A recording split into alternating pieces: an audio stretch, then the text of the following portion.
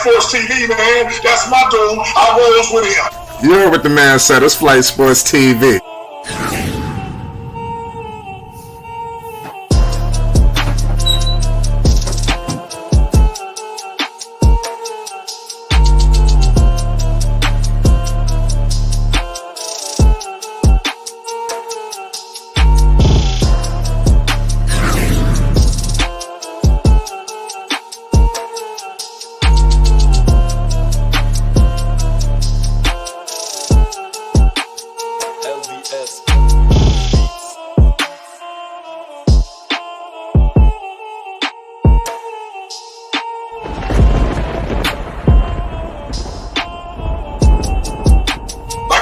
Flight Sports TV, that's where it's at.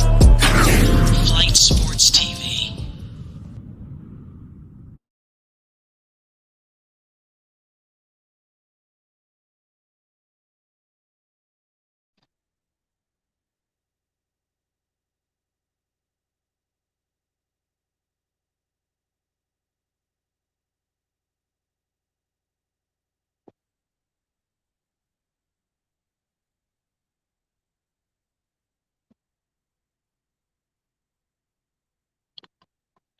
I think you're on mute, Flight. Oh yeah, I'm good. Can you hear me now? I was lagging. What's going on, people? It's Flight Sports TV. You already know what it is. We back with another one of them things. We got ourselves a great topic tonight. We got a lot of news to break involving the Colorado Buffaloes. It was an unbelievable weekend of football with numerous more weekends of football to go, and we got some highly anticipated matchups ahead, but we also must discuss breaking news involving Travis Hunter. We're going to get all into it. I want to thank everybody for tuning in for your Buffaloes content. There's a lot of news, breaking involving Coach Prime, Deion Sanders. The Buffaloes definitely survived that matchup. A lot of people penciled them in to lose, especially when things wasn't going their way. But one thing's for sure, two things for certain. This team can fight through adversity, but they are about to face some of the most adverse times, when you're without Travis Hunter, for the reports are saying 3 weeks. We're going to get all into it, ladies and gentlemen, and this is being confirmed by Coach Prime, Deion Sanders himself. This is upsetting news. It was a tough hit that he sustained during that win over Colorado State. Despite that, Colorado remains 3-0, and they are ranked number 19th in the country. They will open Pac-12 play this weekend, ladies and gentlemen, against number 10 Oregon.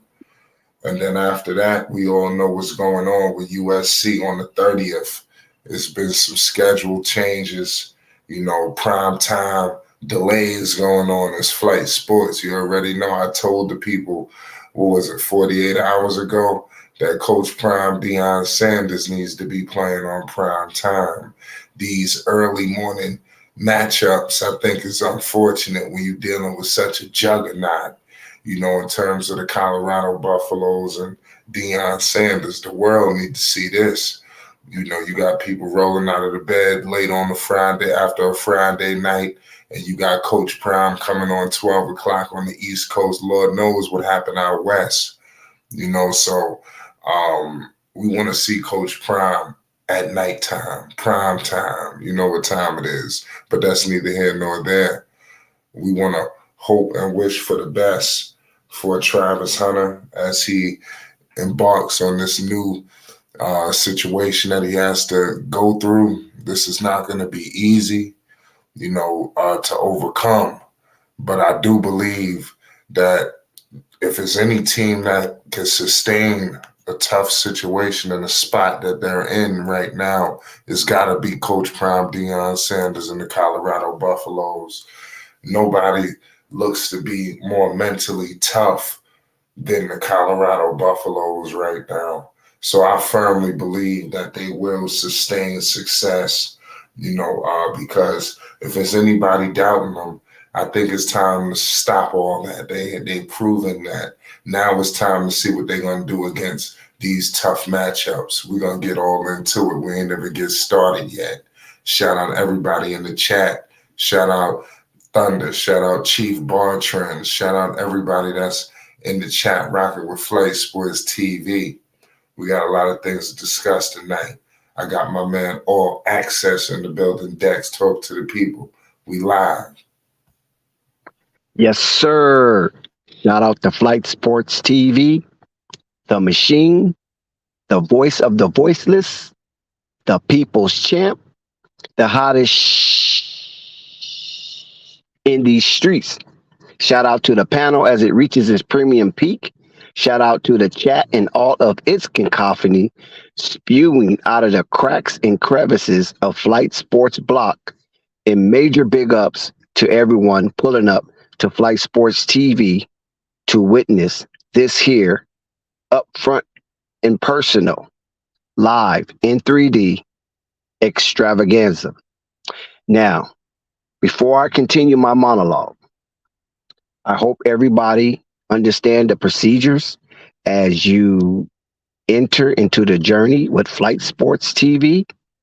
You hit the like button, you hit the subscribe button, and you hit the notification bell so you won't miss one iota of an exuberant experience. Flight, we humbly thank you once again for this invitation and inviting us to your space.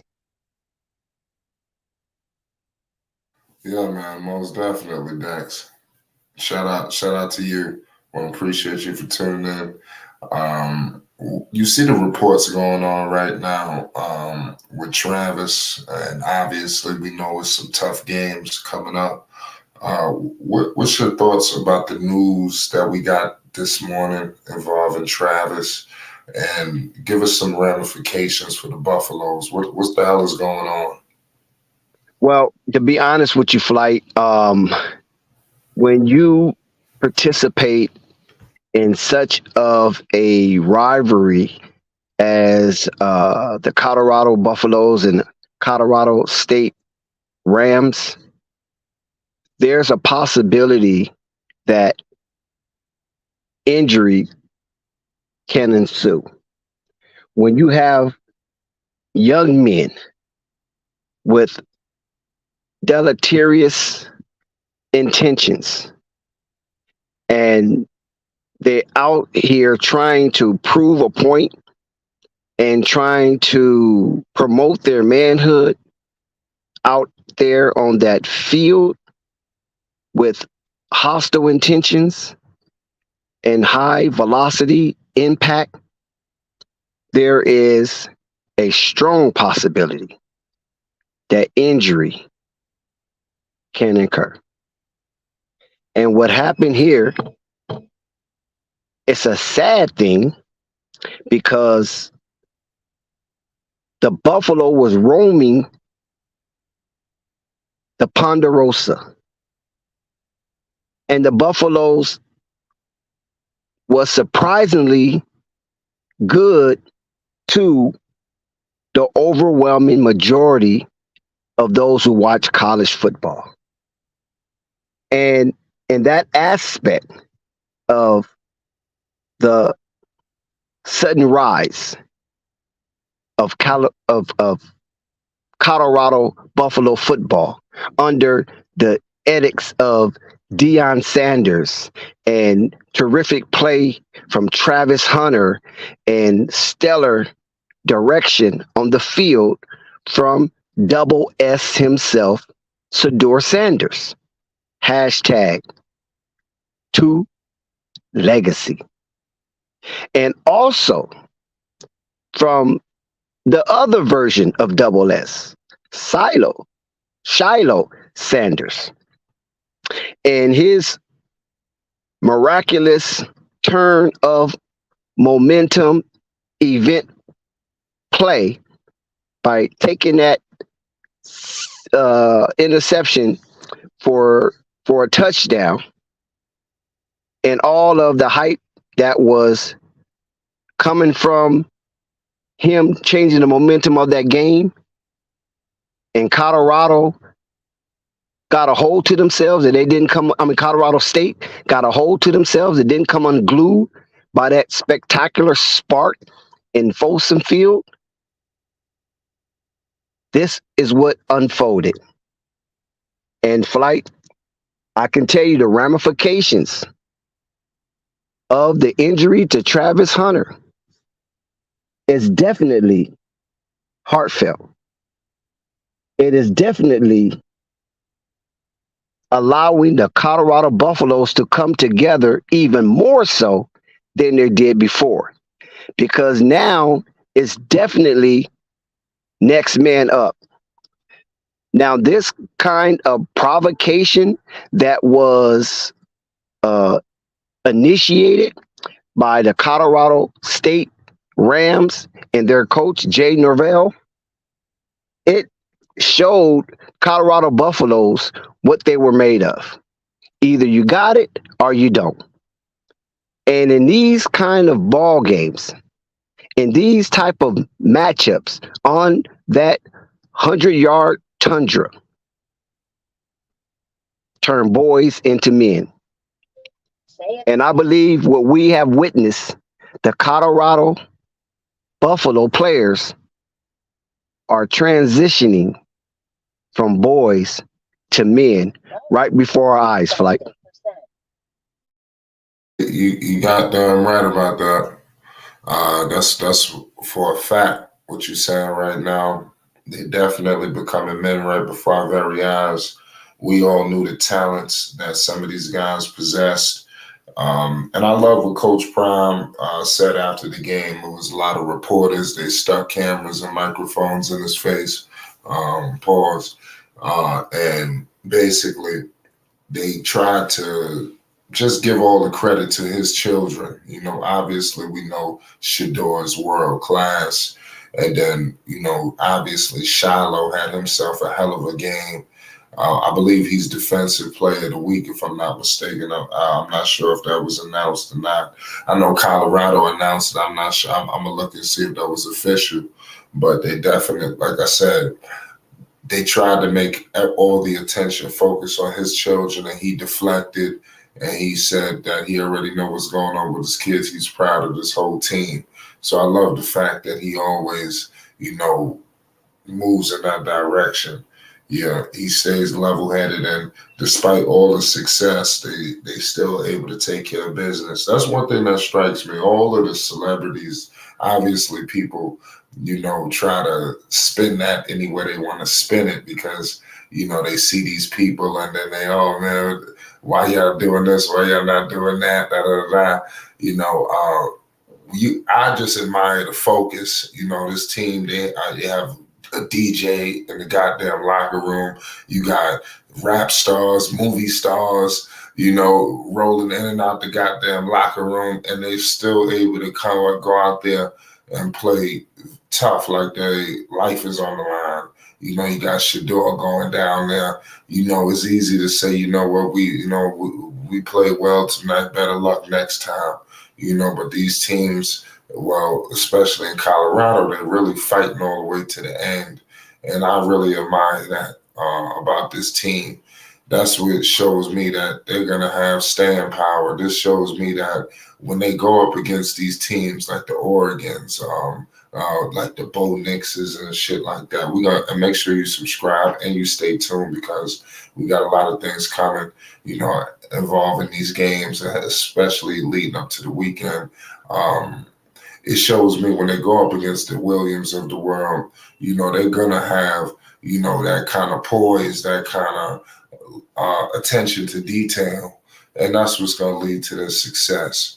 And that's all I've seen. You know, everything I've seen is just a team that's just laser focused and they just looking like they possessed out there, you know, and the sky's the limit. What you think about that? Yeah, because we have to keep in mind that, oh man, it's hard. You got to keep in mind that in the absence of Travis Hunter, their stellar two-way player who affects and dominate the ball on both ends. After that dirty hit from number 11, I don't even want to say his name, for Colorado, because it looked like it was a bounty on Shedeur Sanders and Travis Hunter, and they completed 50% of the task that they was out to do. Shedeur Sanders did finish the game, and he finished it in heroic fashion. But Flight, with all of the hoopla surrounding the Colorado Buffaloes and creating an atmosphere or quote unquote a culture that have never been seen before in Colorado football history. And I think this is something that the players have taken upon themselves with a chip on their shoulder, because there's a lot of people who wants to deflate what's going on with the Buffaloes. They don't want to see Prime succeed. They don't want to see both of the Sanders boys excel, because Travis Hunter is already out, so we won't be talking about him on the field. They will be talking about him off the field and his recovery back to football. But you got three outstanding, top-notch, athletic, high-tier players with high IQ. Travis Hunter, Shedeur Sanders, and Silo Sanders, coming from HBCU. So the more success these young men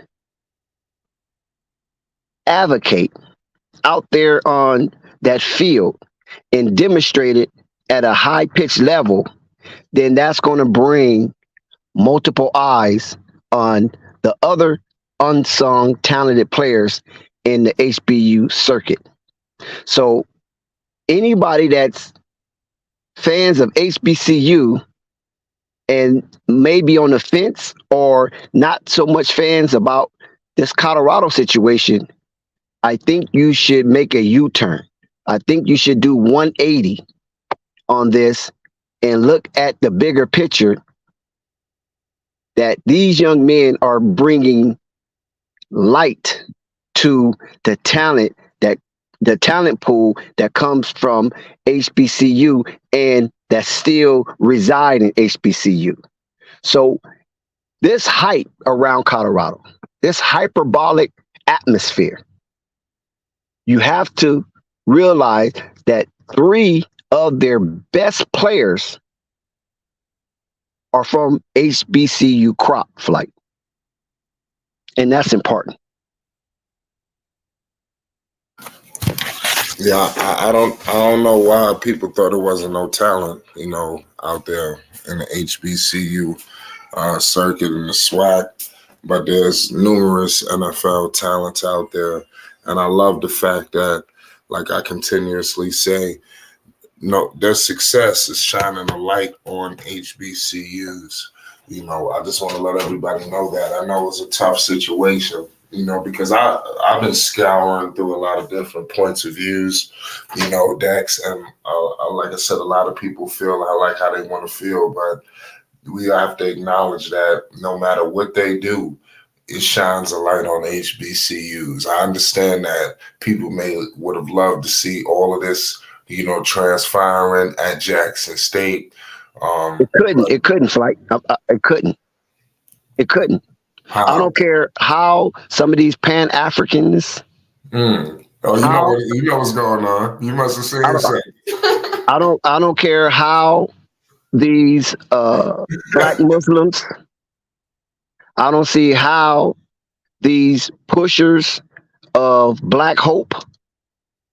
I don't know how these fork-tongued individuals that claim that they tout Black revolution and Black excellence can see that Jackson State and some are mostly HBCU programs, not all, but most of them have already been derailed before Deion Sanders got there, while Deion Sanders was there, and continued this derailment once Deion Sanders leave. Do you know that there's a lot of influential people in the HBCU circuit, right? That's beyond the sports aspect that Deion was have to fight. You follow what I'm saying? Deion was fighting a multiple-headed monster when he only had one head. And they wanted him to wear multiple hats, even though he had one head. And when Deion attempted to reconcile any differences they might have had, because I believe Deion is a conscious man. I don't think he's a scam artist. I think he's really conscious and he knows the overall picture because he's been around powerful white folks and he's been around powerful black folks. And I believe Deion understands that there is a glass ceiling when it comes to advocating real wealth acquiring from sports and education or educational aspects of life with the other side of the track, and those are the powerful white folks. Deion recognized, if you listen to how he talks, Deion recognized that if you're going to be in the HBCU circuit, then you got to continue the formula that was given to them. Hear the optimal word here. Given to them from those who started the HBCU school and curriculum. This was given to them. It wasn't like they started it on their own. If you know the history. You understand? I know it's called HBCU, historically black college and universities. I understand the name, but those who started it and are those philanthropists or maybe so-called philanthropists, depending on how conscious you are, when they ushered in the money and created the revenue stream to build HBCUs, it was based on Jim Crow. It was based on separatism, right? But not the separatism where you separate, get yourself together, and then you're able to compete on a fair playing field. No, it was based on a separatism that you stay over there, don't get beside yourself, because if you do, we're going to pull our resources from you. And if that doesn't deter you from trying to be too much like us, then we'll come burn the building down. We're sending our goons to come burn it down. And they have shown that in past historical events. They have no problem with it. Okay? So now you have an opportunity to have a focal point of interest where you have a guy that has crossed over into a pop culture phenom, right? I'm talking about while at Jackson State. Deion has already been a crossover phenom. It wasn't like he went to Jackson State and everybody started liking him. People was liking Deion prior to him coming to Jackson State. So this is what is so uncanny about those in position of power influence at these HBCUs running the HBCU chitlin circuit.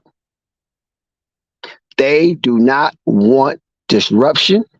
They do not want change on the basis of those students. They don't want change based on the timeline of some outsider. You hear me? Because that's how they looked at Deion, as an outsider. He wasn't among them. He didn't actually go to a HBCU, go graduate, get indoctrinated by that Rockefeller curriculum and things of that nature, and pose like you a smart Negro. That Deion didn't do that. Deion went to Florida State, right? And how well of a student he was, I don't know. Because I don't hear too many people raving about how smart he was in those books. But Deion is smart. Listen to this. Deion is a different kind of smart. He has a different type of intelligence that you don't get through HBCUs or Power Fives or PWIs. He has a different kind of smart. And this is why this kind of electricity, as The Rock was talking about, has resonated with so many people on so many levels. It's not no accident that all of this clamor and all of this revenue stream is coming with Deion. Deion did this as a Falcon. He brought in celebrities on the field. Remember, he was one of the first persons to do that. And back then, I can remember, some of y'all weren't even born, but I can remember back then in the early 90s, when Deion was bringing these entertainers on the sidelines in Atlanta, right? Even though it was Black Atlanta, a lot of the owners and other executive staff from other teams scoffed at it. What are they doing over there? Why is the owner of Atlanta allowing this to happen? He's only a player. You can't allow the inmates to run the asylum. So if Deion had this kind of outlier mindset as a player, so you can imagine what he was going to do once he got the ability and the authority to influence mass of people. So at Jackson State, this is what people don't want to talk about. At Jackson State and the HBCU circuit, right? Yeah, I'm calling it a conspiracy. Had Deion bottled up, basically. They don't want him to move too far, too fast, because they're going to claim we're just not ready yet. And it wasn't that they wasn't ready yet. It was that the people that pour into their coffers with their purse strings wasn't ready yet. And this is the jargon and lingo we get as a people when we start moving a little too fast, too soon, and the gatekeepers aren't ready for such motion. Deion has an unprecedented wave. And what makes Deion also successful with this wave, because it has crossed color lines. I've been to Boulder, Colorado on more than one occasions. And this was way before the Deion Sanders thing. And when you in Boulder, Colorado, you ain't seeing too many black people. You're not seeing too many black people. Listen, the only black you see in Colorado is the tires on their cars and the asphalt that they roll over, the street that they roll over. That's the black you see in Boulder, Colorado. And now you see such a magnanimous change, and it is instantaneously. So you know it ain't just Deion. It's something other than Deion. Deion just represented the vehicle. See, Deion presented himself as the vehicle to bring forth this change, but the energy that is flowing through Deion is bigger than his vehicle. It's bigger than his vessel. And I think he realized this. And one of the things that he wants to do is impart that glorious spirit on those young men who was coming up under his steed as Colorado Buffalo players to be successful in life, not just as a Colorado Buffalo. Because most coaches, when they coach, most, not all, but most coaches, when they coach, once you leave the program, that's it. He's focused on the program because that's who pays him to bring the program up. And long as you within that circumference of that influence, then that's all that mattered. And this is something that Jackson State missed out on. You think I'm happy that Jackson State missed out on this? No, I'm not happy. I'm not satisfied. So listen, you got too many curmudgeons out here wanting Deion Sanders to fail. Slick talkers, some not so slick talkers, but they're still curmudgeons. And it's bad, especially when it's black folks who don't even represent the gatekeepers. Black folks represent buffers, not gatekeepers. They represent the buffers. And most of them are not what you call that? Not liaison, but the arbitrator. Yeah. Most of them are not even arbitrators on how this thing should go with the majority wealth gainers in this country. And that's what's so sad. You know, you're barely paying your rent, you're barely putting food on your table, and you're not even satisfied of looking at how someone can get in a position to make some change, because maybe one day your son is going to be good enough to compete in a Power 5 conference. Maybe one day your son may be good enough to compete in a PWI. I don't know. Maybe your son might be good enough to compete in an HBCU circuit. And if that's the case, then that's what you should be apoplectic angry about. Not Deion departure, but why it wasn't a fight to maintain Deion, where it was obvious that Deion just say, you know, fuck them black folks over there, fuck them Negroes. So it wasn't even, they couldn't even present that. It was obvious he said that. I'm saying they didn't fight for Deion to remain in the HBCU circuit, where it could have been obvious that Deion just don't want to deal with these Negroes down here. Right, no, they didn't, because they wanted him to leave. Listen to what I'm saying. They wanted him to leave. They wanted him out because they don't want change. If you heard earlier, what I said is that we as a people up under powerful white folks, they don't want us to move too fast, too soon. That's always been the qualm. Ever since I was a little boy. Yeah.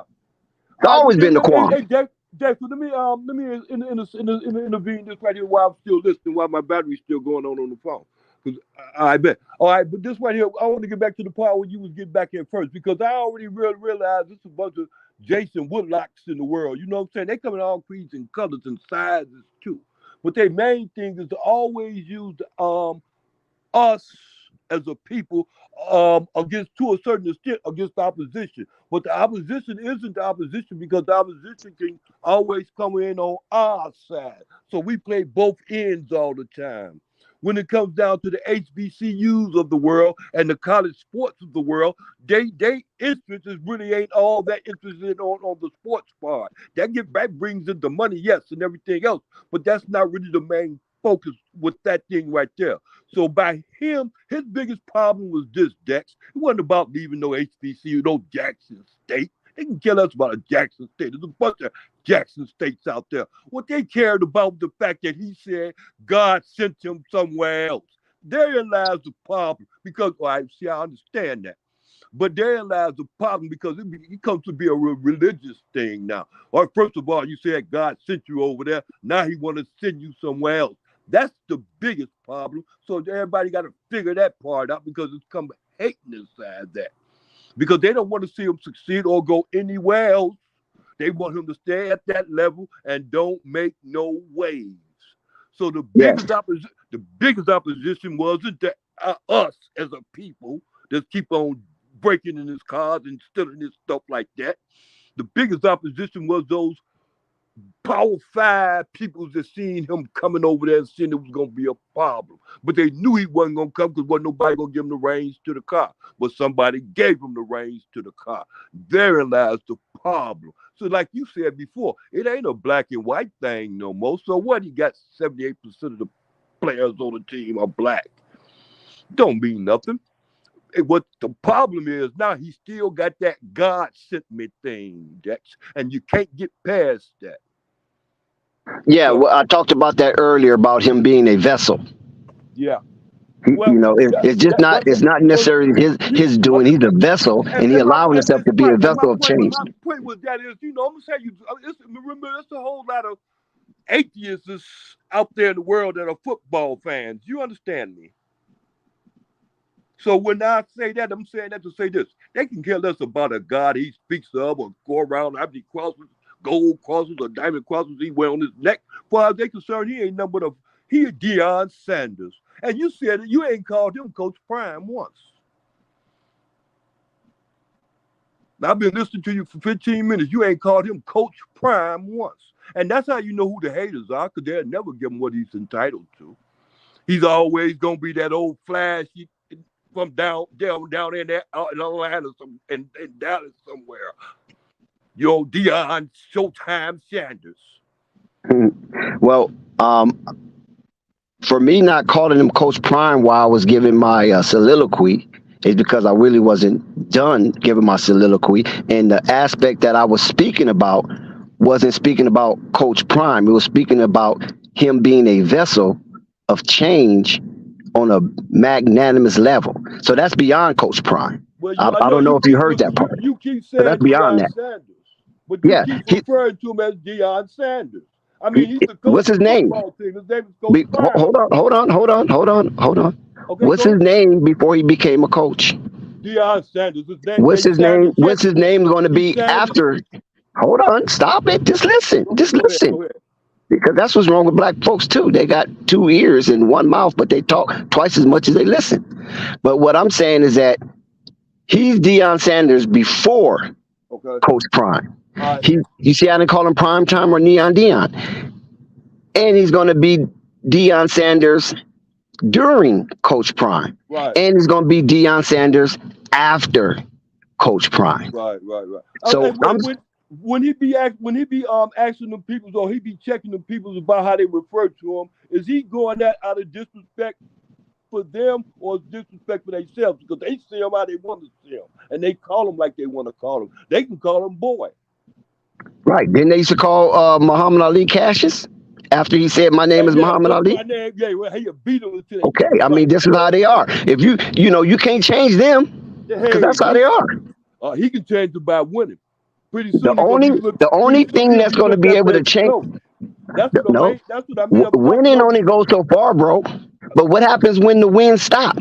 Do they revert back to being mean and ugly and vicious? No. Wait, I believe. See, Dex, that's what I mean. See, it's hard to have a conversation with you because you make statements and then them statements can't be corrected. First of all, once the wins start, they ain't gonna stop because of the talent that he's receiving and getting in. So now you can keep going, but that was the answer to that praise you just used. It ain't gonna stop. It only gonna get better. Okay. If you feel it ain't gonna stop, then you're not gonna never lose a game. Okay, cool. That's how you see it. Nevertheless, not too many. But I listen to Deion Sanders' words, and if you listen to Deion Sanders' word, it's bigger than football. It's bigger than football because when he say he was a track star, right? That's not football. When he say he was a basketball star, that's not football.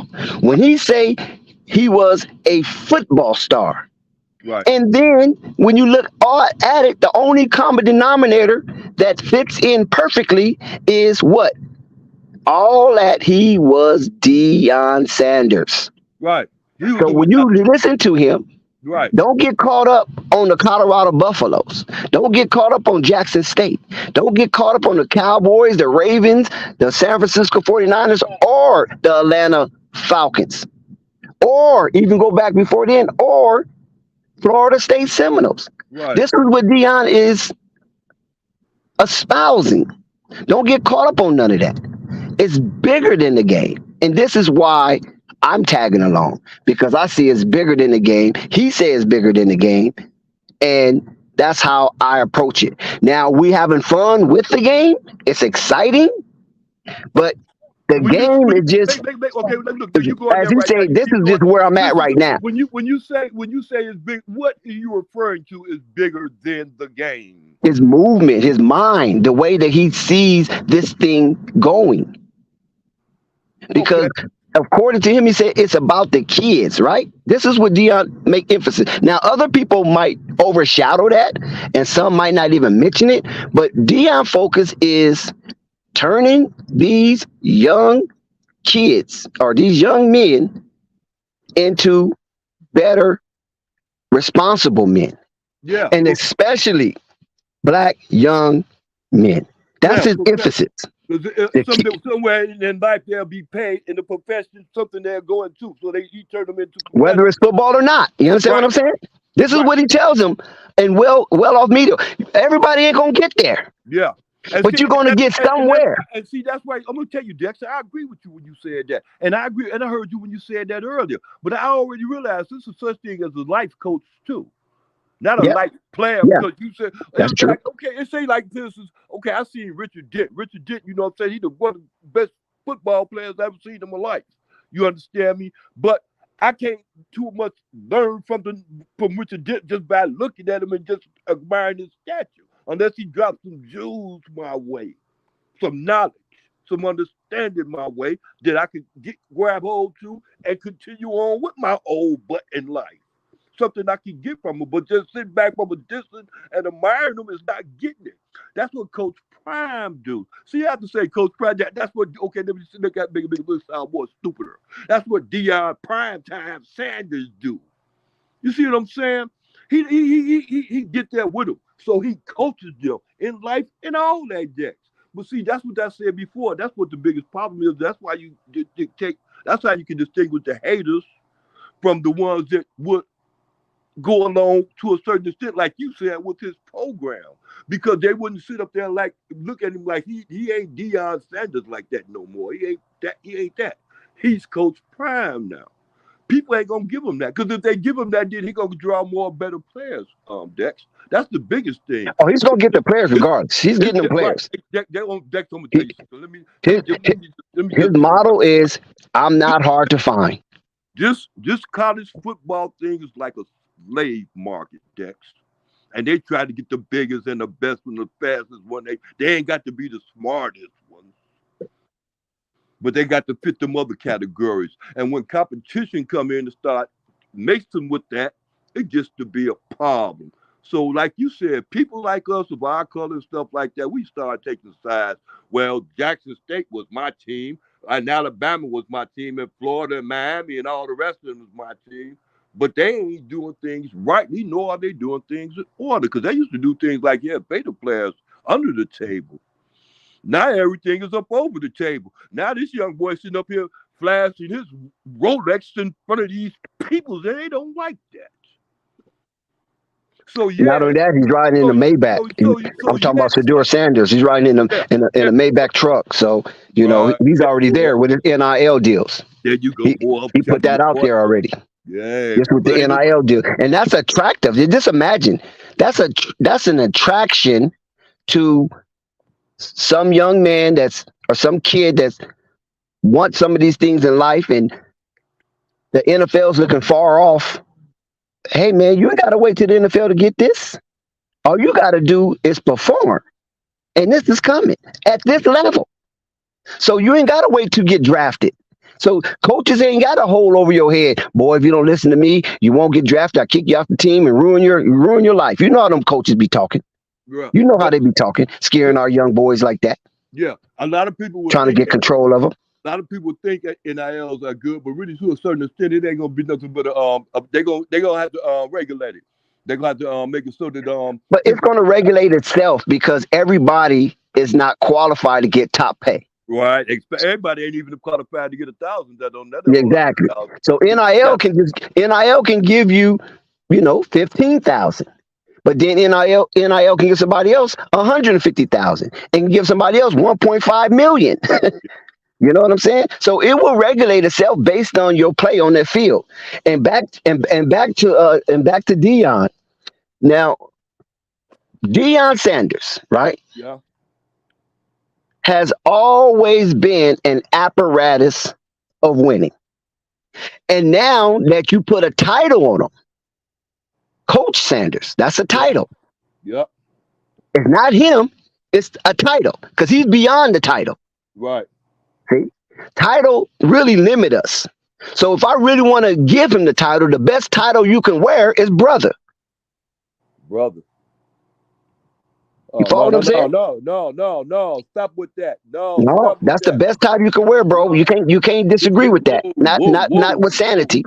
Whoa, Kimo Sabi, stop for a minute. You know what that's saying? That's what they came in with. They came in with their hands up and say, I come with peace. And next thing you know, they taking over. Stop with that. That don't work in America no more. That played out. You misunderstanding what I'm saying, bro. Okay, go ahead. You stretching the yarn. Yeah, The best title that you can have is brother. brother. And I'll give you the same. I'll give you a better example of that one I just gave you. That brother out there in Colorado State. no, that's brother used loosely. The term brother means one who wants for himself what he what he wants for himself, he wants for others. He treats you the way he want to be treated. That's the way he's going to treat you. That's brother. That's sister. That's the real meaning of the title of brother if you're not biological. You understand what I'm saying? Not because he's black, you can call him brother. They messed up that term because every black person ain't your brother. Right. Ask Malcolm X. Yeah. Ask Martin Luther King. Ask Marcus Garvey. Ask Noble Drew Ali. Ask a slew. Yeah. Every brother ain't a brother. Yeah. You follow what I'm saying? So I'm not using it loosely like that. You got to give me more respect than that because you hear me talk every day. So apparently there's some type of mix up. No. Wait. First of all, it's not clear. It wasn't clear nor understood. Like I said, you don't talk fast. Why do I have to keep reiterating this to you when you done heard me speak for the last 2 years? Look here, this is why I look at it. Look, I tell people that all the time, Dex. I know I talk fast, but if you listen up, I don't have to slow down for you to catch up. I was listening up, but you had to slow down because I didn't catch all the way what it was. I think you were saying something else, and then when you went back into it, I already realized what it was. So I was correcting you to a certain extent, because like I said, everybody, you said it yourself. Everybody say your brother ain't your brother. That's true. And just like I said before, just like when the man came over here, when these Indians was over here, they gave him peace. Hey, yeah, but I wasn't mentioning that term though. I wasn't mentioning it as an open enemy or as a obvious foe who's trying to obfuscate his attention. I mean, his intention or agenda. I wasn't using it in that term. I was using it in the term that you want for the other man that what you want for yourself. Yeah. That put you on a line of brother, and the same thing is reciprocated from the other guy. Like you, for instance, you're not my biological brother per se. Right. You follow what I'm saying? Because we got different mothers, different fathers, right? Right, exactly. But we can be brothers based on like minds. Well, if we think alike, do stuff alike, and we agree that we can have a law between us. That I want for you what I want for myself. I treat you the way I want to be treated. If we can keep that kind of rapport amongst each other, that makes us brothers. Right. Well, I always look at a brother. I look at people's of my race, and not only they don't have to always have to be of my race, but they can be connected in a general. Bro, I'm past race, bro. Yeah, I'm past race. I'm 55 years old, man. I'm past race. I'm about like mind because once you become a like-minded individual, yeah, then race is almost a thing of the past. You understand what I'm saying? Yeah. Because you're not looking at me as black. I'm not looking at you as Latino. I'm not looking at you as Asian. I'm not looking at you as Native American. I'm not a First Nation. I'm not looking at you as white because we have like minds, if that's possible. But if you don't have like minds, then I don't get caught up on the skin thing. Like, oh, he's black, so I can go in with him. No, there's still boundaries until we find the means of respect. Then we can loosen those boundaries, and then we can get to know each other even more, because we're living in a time where a whole lot of debauchery is being pursued. A whole lot of treachery is being pursued. Yeah. People can't wait to stab you in the back and then laugh at your downfall. Yeah, this is Sodom and So it ain't Gomorrah all about over again. skin folks, it's kin folks. Yeah. No, it's not about that. What it is, we had the conversation and then we demonstrate, right? And your word should be your bond. And if you got any kind of manhood about yourself, you will make sure you won't break your word in with intentions. If you break your word, it has to be something beyond the scope of your ability to alter that. It has to be something that's so much beyond you, there's nothing you can do about it, right? Like, we planning to meet at a coffee shop and discuss some finances, and then all of a sudden a tsunami comes. I didn't break my word. You understand what I'm saying? I didn't do it. God did it. You feel me? Because I can't go through a tsunami to have a meeting with you, because now the coffee shop is gone. Yeah. And I don't know if you even made it there yet. So what I'm going, you know what I'm saying? So Yeah. there's circumstances, and there's extenuating circumstances that can cause your word not to be bond. But my intentions was to never break my word. That's when you're growing into brotherhood. And that's what I mean by that. And this is what Prime is introducing to a lot of these young men, because a lot of these young men that he is coaching have been betrayed. They have already been betrayed. And a lot of these young men is not even 25, and they have already been betrayed in their life. So he's building the bond, which is the mortar between the bricks to build that wall or that house. And that's what Prime is doing. The things that he is espousing to his players is like mortar in between bricks, because each and every one of those players and coaches are separate bricks in the wall. And he's trying to build a solid building as the foundation of his success, because I already talked about Coach Prime being an apparatus of winning. That's all he knows. This is what I'm only going by what Prime say. Yeah, I don't know him personally. All he said, man, I've been winning. This is nothing new to me. It's just a different stage. Right. But I've been doing this. Go check my track record. Right. And see, You understand what I'm saying? That's why I said they get that Deion Sanders thing confused with that Coach Prime Sanders, with that Coach Prime thing, because of the fact that they feel as though he ain't doing nothing as a coach. And they don't even want to go with the record he was doing at Jackson State. They throw that out the window. They don't even look that way. You understand, right?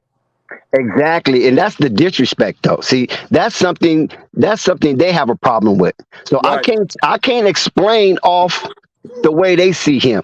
Only can explain the way I see him. And I see him as a vessel of change. And the vicissitudes that Coach Prime has gone through. Yeah. And those was ebbs and flows, because there's flows based on his track record as Coach Prime and as a Hall of Fame player. But then you have your ebbs, right? Because look at his health. He's not in the best of health. He have amputations.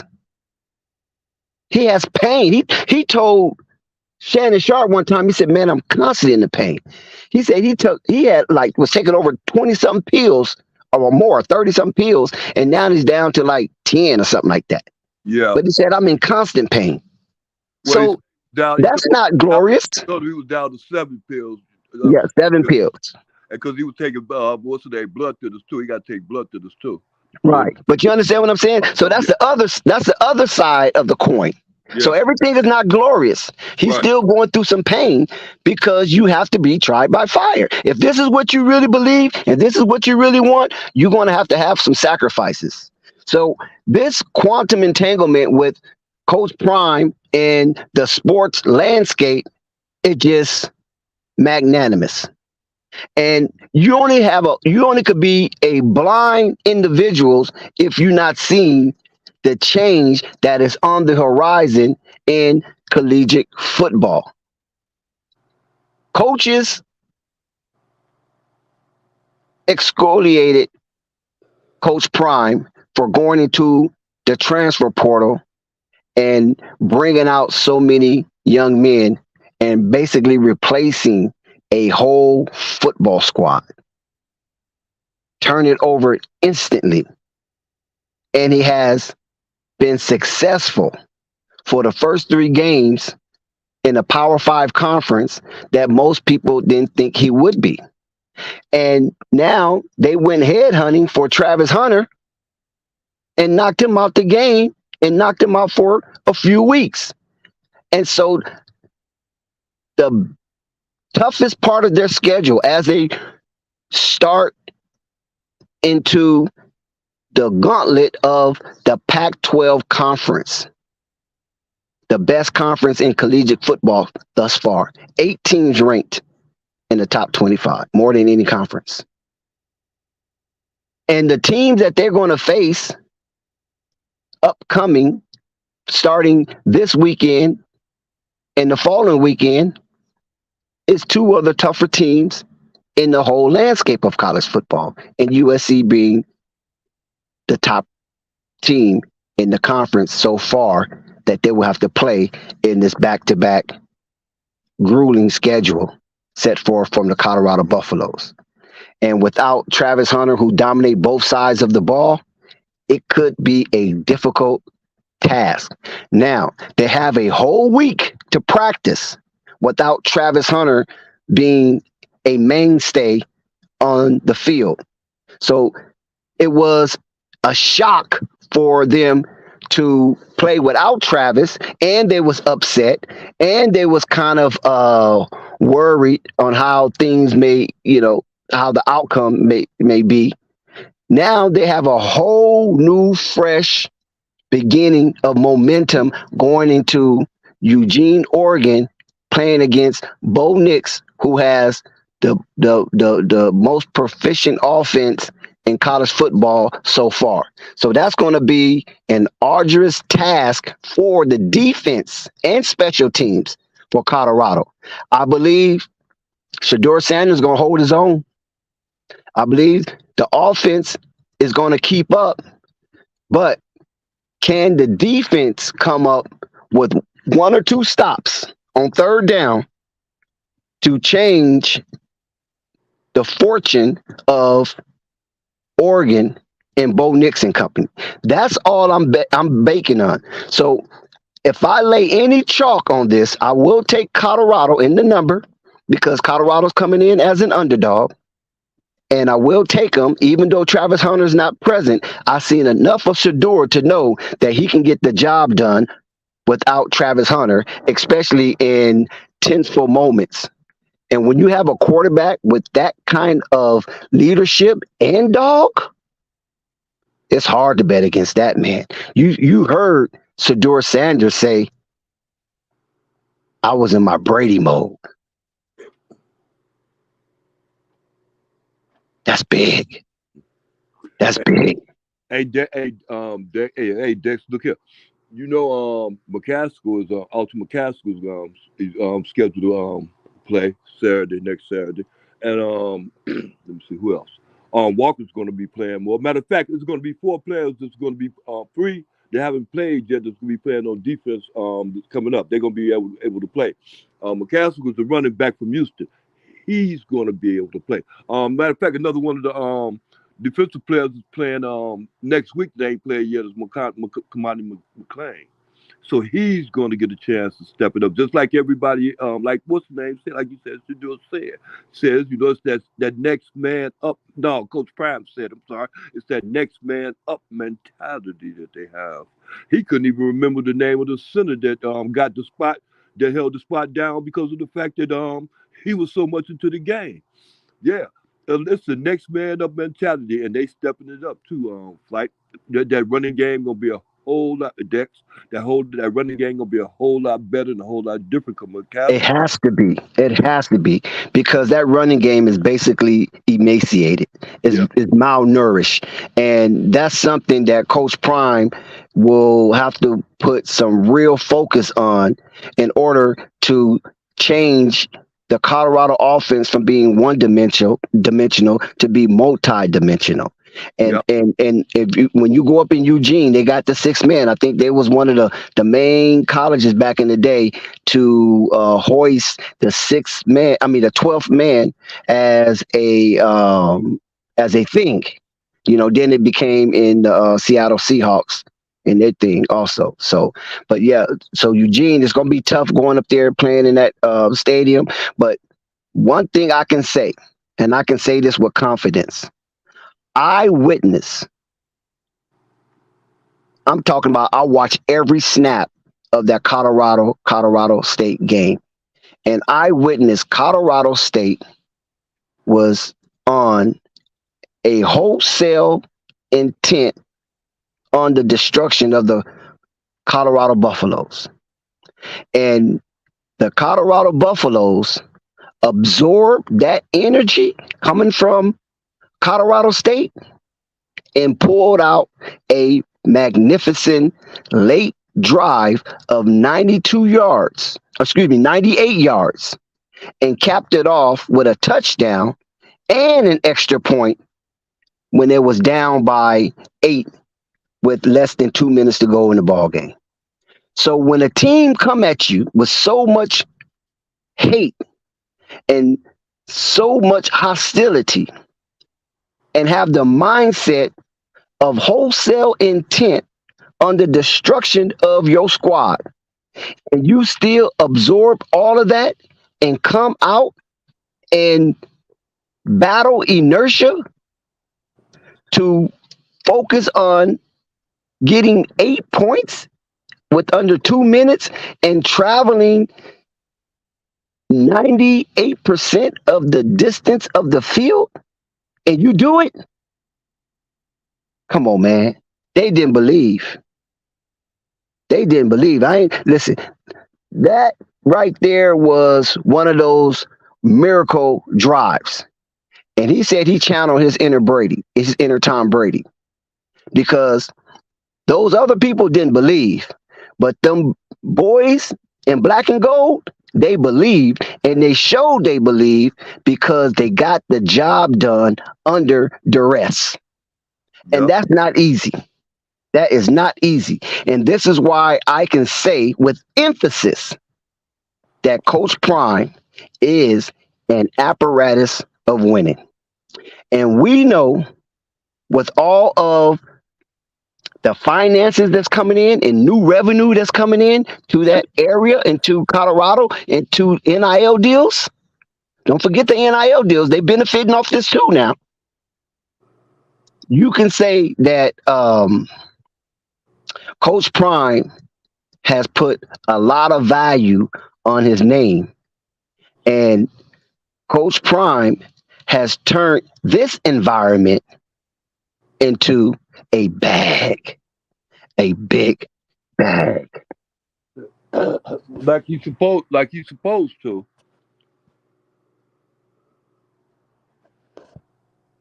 And this is why I'm upset at the spooky action. This is why I'm upset at the spooky action of Jackson State University and some who whispered into the ears of the president that says Prime is bad for business. He's shedding too much light too soon.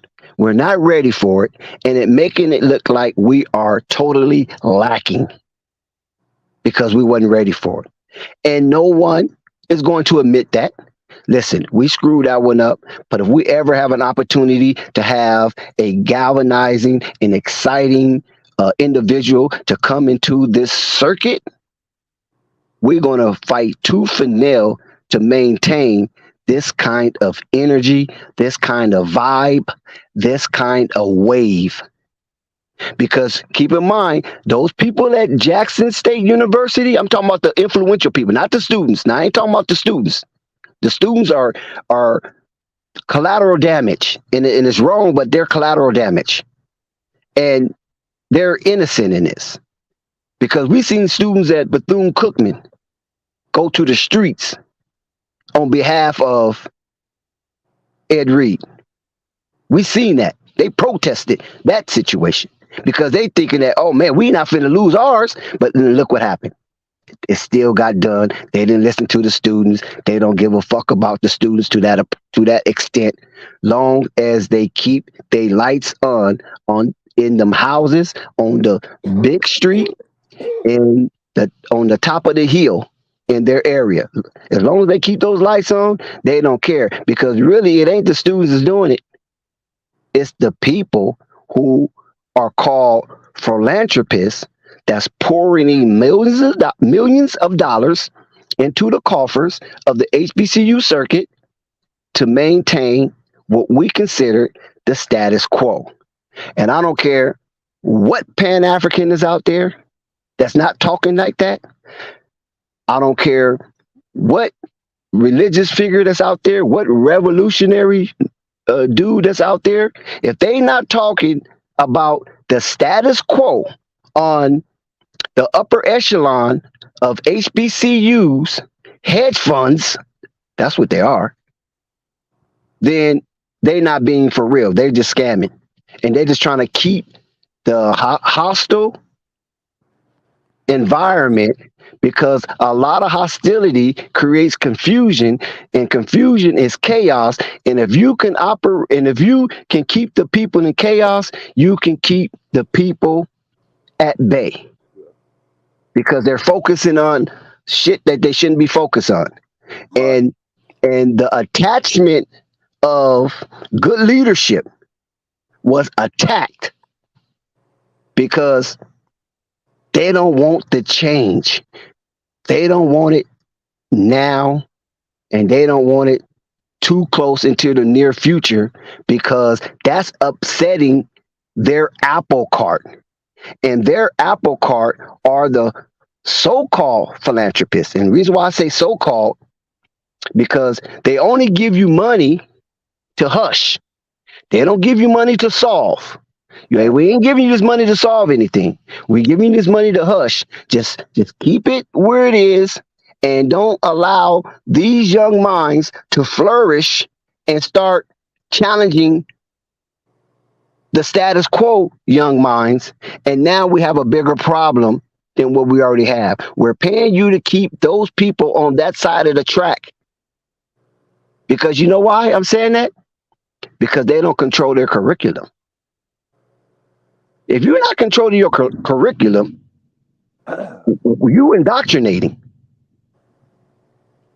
And they make sure they don't control the curriculum because they starve them from aspects of access and opportunity.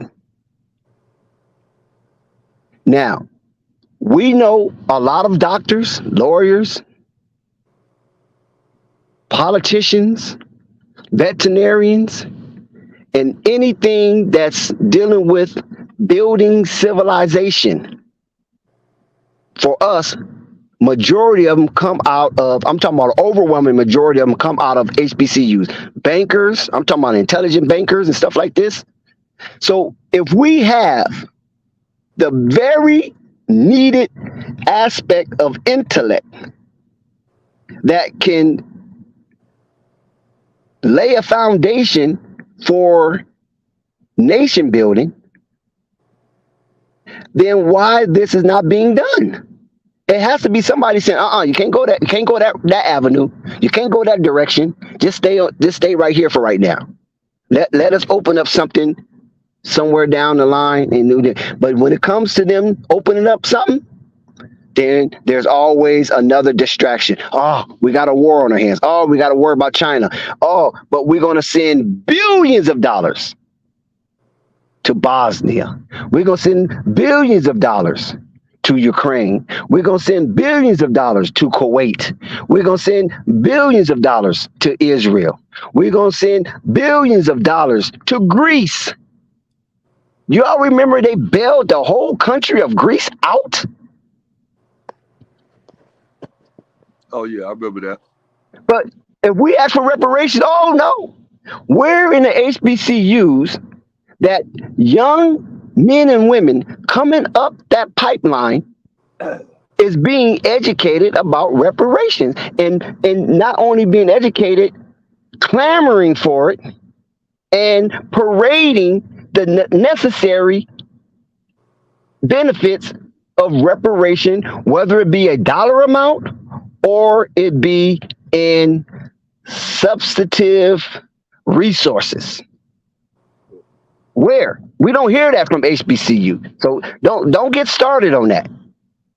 All you Pan-Africanists and things like that. How would you feel if Marcus Garvey, right? Because that's the Pan-African head honcho. How you feel if Marcus Garvey see what the hell is going on in that circuit? What do you think that he would say? Paul Robeson. Come on now. Malcolm X. Come on now. What do you think what they would say? We're not going to even talk about the Farrakhan's of the world. We're not going to talk about them. We're going to talk about some of the leaders you like, because I know that a lot of y'all don't like him. We're going to talk about the leaders you like. Martin Luther King. Come on now. Once he saw Martin Luther King, once he saw what was going on down there, he said they gave us a check that said insufficient funds. Did he or did he not? Yeah, he did. So don't talk about HBCUs. And so since then, they haven't basically produced a meaningful amount of young men and women espousing the tenets of those great leaders. It seemed like once they go there, it seemed like a lot of that died. Now you have a fringe population in HBCU that still feel, let's keep the beat going, let's keep the spirit alive. A fringe. But HBCU supposed to be for the benefit of us. Where are those voices in the benefit of us? But you crying about Deion Sanders, such a fake. This is a farce. You crying about one man who was there for 3 years, but HBCU's been there 80 years. Some over 100. Are you really kidding me? See, they can talk that stuff to people who don't know.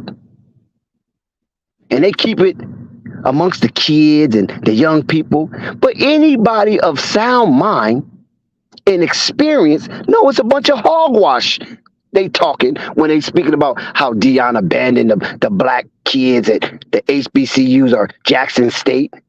Come on, man.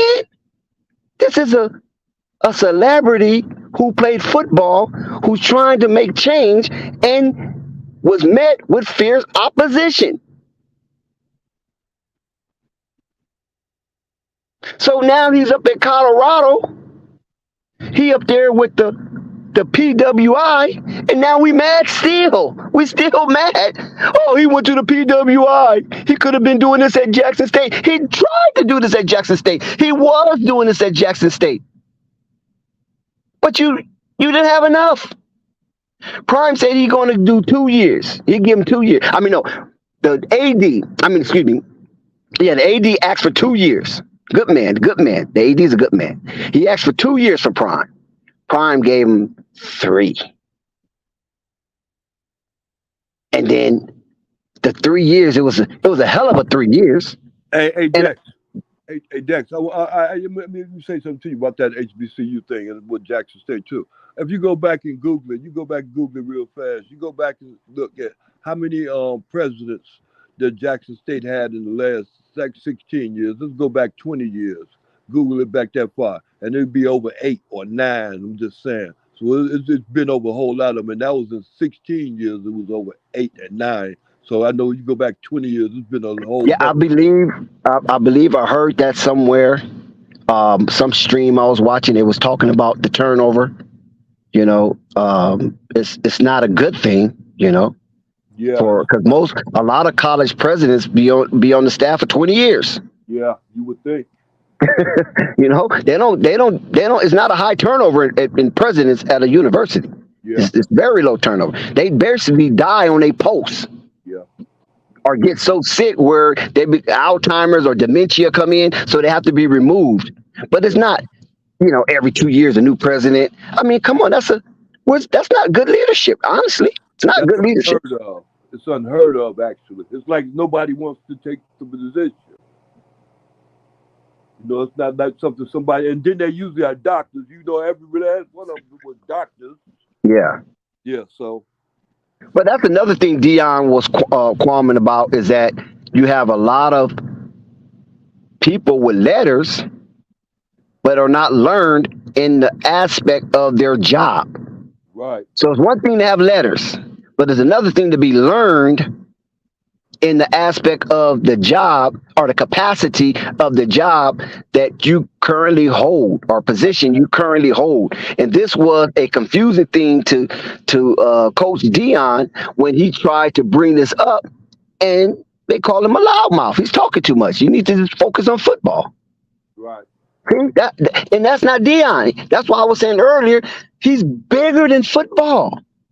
His mindset is beyond football. Football was just the avenue that he pursued, right? He chose to pursue because he had other avenues.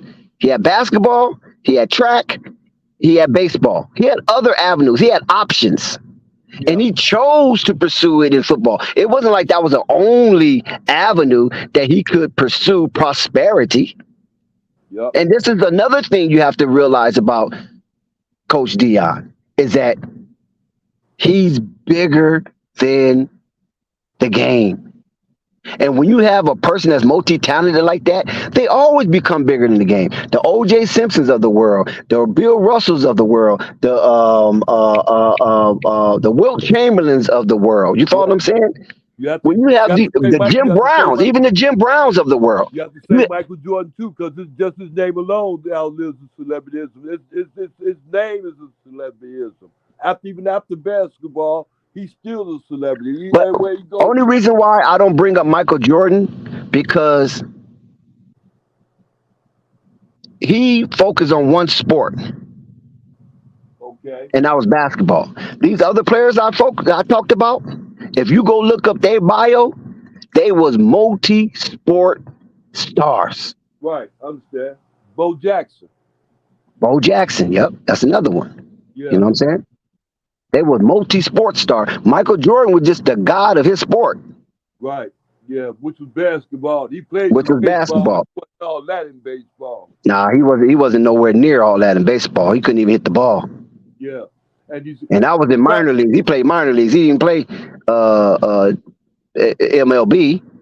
Yeah. I think they brought him up for one game or something like that for the Chicago White Sox, but he was basically in the minor leagues all that the majority of that time, trying to get his bat speed up. And right now in his lifetime, now he's playing a whole lot of golf. He ain't playing too much basketball, not no baseball, but he's playing a lot of golf. And if he's putting his money on it, he ain't winning a whole lot, so he got enough money not to never go broke. Yeah, I don't even expect Michael Jordan to be playing any basketball, to be honest with you. I mean, he's up in age, so golf is the preferred sport when you get like that, golf and bowling. Yeah. You know what I'm saying? But like I was saying, this quantum entanglement with Deion in the sports landscape is by design. I don't think this is an accident. He just had to get there to manifest it. He had to get there to demonstrate it. He had to get there to orchestrate it. And I believe this is something that is going to continuously to grow, and Colorado and Deion is going to benefit to the degree. And that is the journey that I'm attached to.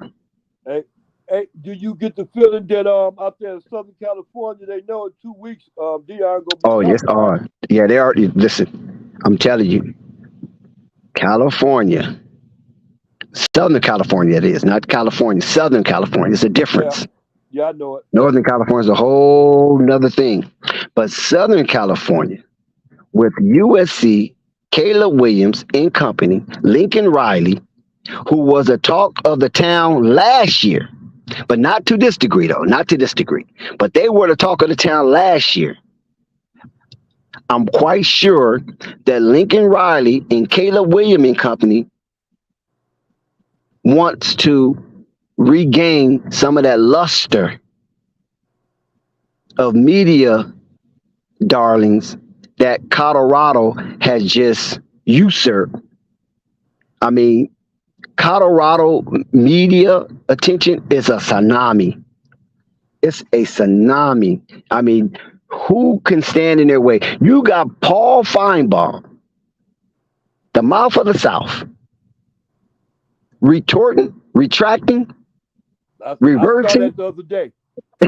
and pivoting Yeah, off of the hateful things he had for Same. Deion. Yeah, That's big. And then he goes and tells Mad Dog Caruso, Chris, on First Take, is that you better be ready for what's coming down the pipeline, because this is not the days of your father and your grandfather anymore. Deion has officially changed the landscape of college football. And don't be the old grouch. Don't be the curmudgeon that's out here still saying in Noah days, oh, it's just raining a little. This ain't gonna last long. Just a little rain. It ain't gonna last long. And it's raining, and it's raining, and it's raining until the rain got up to your nostrils and you see yourself did not get in that boat and you drown. Uncle Vern.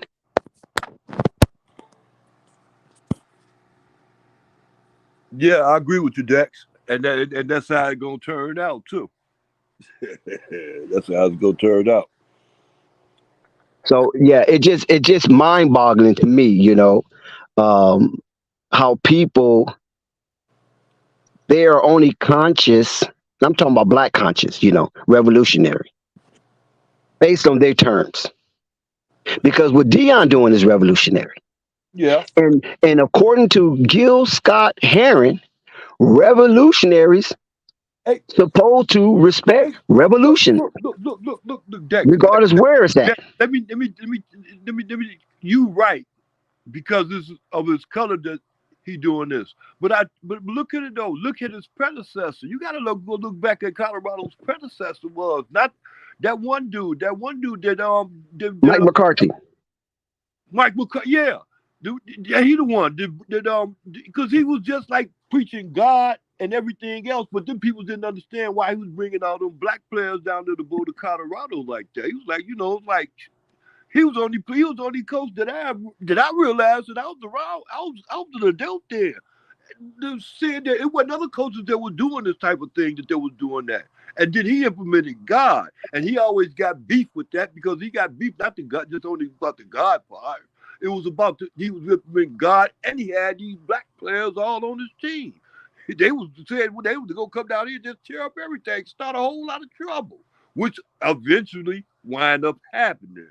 Yeah, they had some issues on that. Yeah, with that squad. See, when you look at it and you understand that, you see how it wasn't Deion really wasn't the first one. He was the first black one that come in with that God mentality and these so-called African Americans.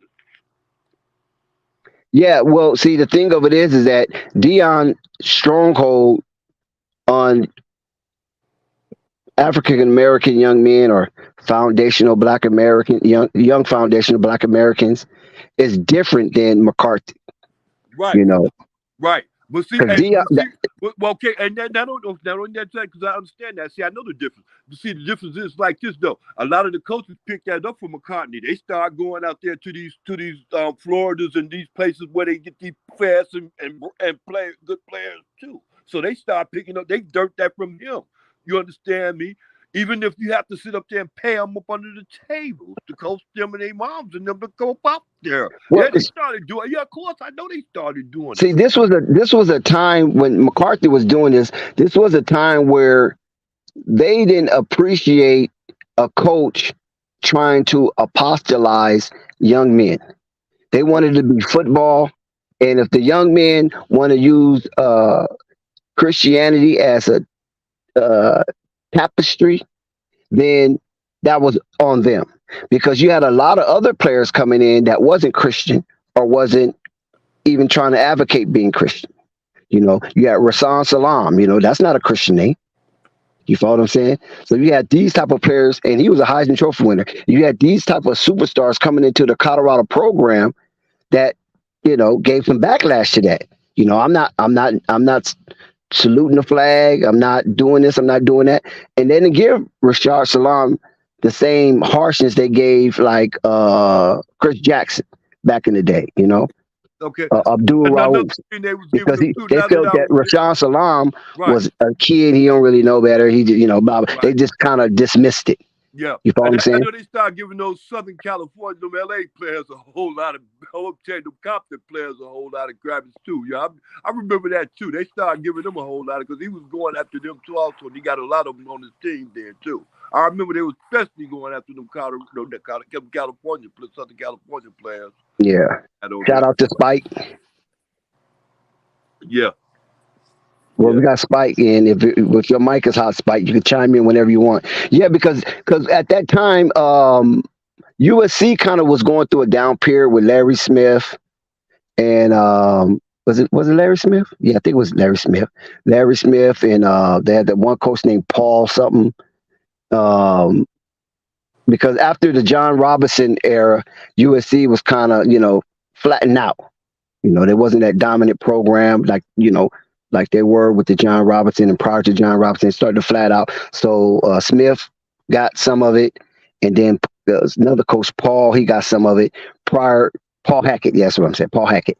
Prior to Pete Carroll getting there, leveling it out, and then taking it to another dimension. Because Pete Carroll at USC was doing what Coach Prime is doing now. You know, he was bringing a lot of celebrities there, letting them meet the people, signing autographs, bringing rappers at the time. And that was kind of unheard of in college, bringing rappers to the sideline, you know what I'm saying? And having rappers address the prep rally, you know. So Coach Prime, if you see, he bringing a little of that Pete Carroll ingredients as well as McCarthy ingredients, and just combine it together, and it becomes so explosive.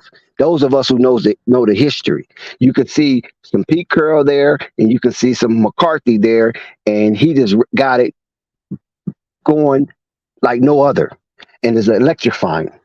So those are some of the things I have noticed, and Coach Prime taking the type of chances. I think taking chances is a lack of a better term, but that's what I can come up with. Taking the kind of chances to bring these edgy members of the culture and to address his team, because a lot of coaches don't like that, because they don't want anything outside of the silo to influence the team, and they get a little nervous with that. But Coach Prime ain't nervous with that, because he comes from that. You feel me? This is a Fort Myers kid. He comes from this. And if you ever been to Fort Myers, then you understand what Fort Myers is about. It ain't Miami, and it definitely ain't Tampa, but it's a mixture of both Miami and Tampa and Fort Myers and some Orlando. So it's not like it's some peach and cream area. You know, ain't much out there. I think it's more than Belglade, but it's lesser than some of the other aspects of Florida. And you gotta, you know, survive in Fort Myers. And he has that in him, and he understands the gravity of these players when it comes to poor and underprivileged homes that they come from. He understands it to the nth degree. Spike, you ready? Yeah, I'm here. I'm just rocking my son to sleep. I'm gonna tap in like Okay. 5 minutes.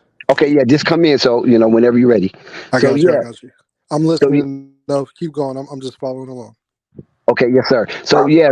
So when you have this aspect of genuine moral integrity, a lot of people think you're too goody two shoes. But even though Prime have shown a great example of those traits, he still have that edge. Because like you said, you talking about mama, that makes you put one foot back. And you know what that means when you put one foot back? That means you're ready to duke him. So whatever type of softness you think that he has about his religious belief, I don't know if he's exercised and turned the other cheek. That's all I'm saying. I don't think he exercised in that aspect of it. Like you said, you come at me, I'm gonna come back at you. You know, so so he's not going to be unraveled by the naysayers and the doubters. He uses that as fuel that feeds his will. And when you, like I said before, when you have that kind of mindset that you can get the job done no matter what, then you take all of the elements that is provided to you, good or bad, and internalize it using reverse osmosis, and it becomes fuel for you to continue to move forward in manifesting your destiny. So it doesn't matter who comes with deleterious intent. You take that energy, because it's still energy. You take that energy, reverse osmosis, and use that energy for your benefit. And I believe Coach Prime does that very well, and he's demonstrated very well, and he shares it with his team very well. But keep in mind, a lot of things that you hear about Coach Prime is someone else projecting on Coach Prime. Because Coach Prime do a lot of talking himself, and he clears up a lot of misconceptions about who and what he is and who and what he represents. Because he wanted to be clear, he wanted to be plain. And I love that about an individual, male or female. I'm not chauvinistic. Who comes straight up and tell you what it is and give you the opportunity, the first opportunity to say yay or nay, and not try to come with some disillusional, come with some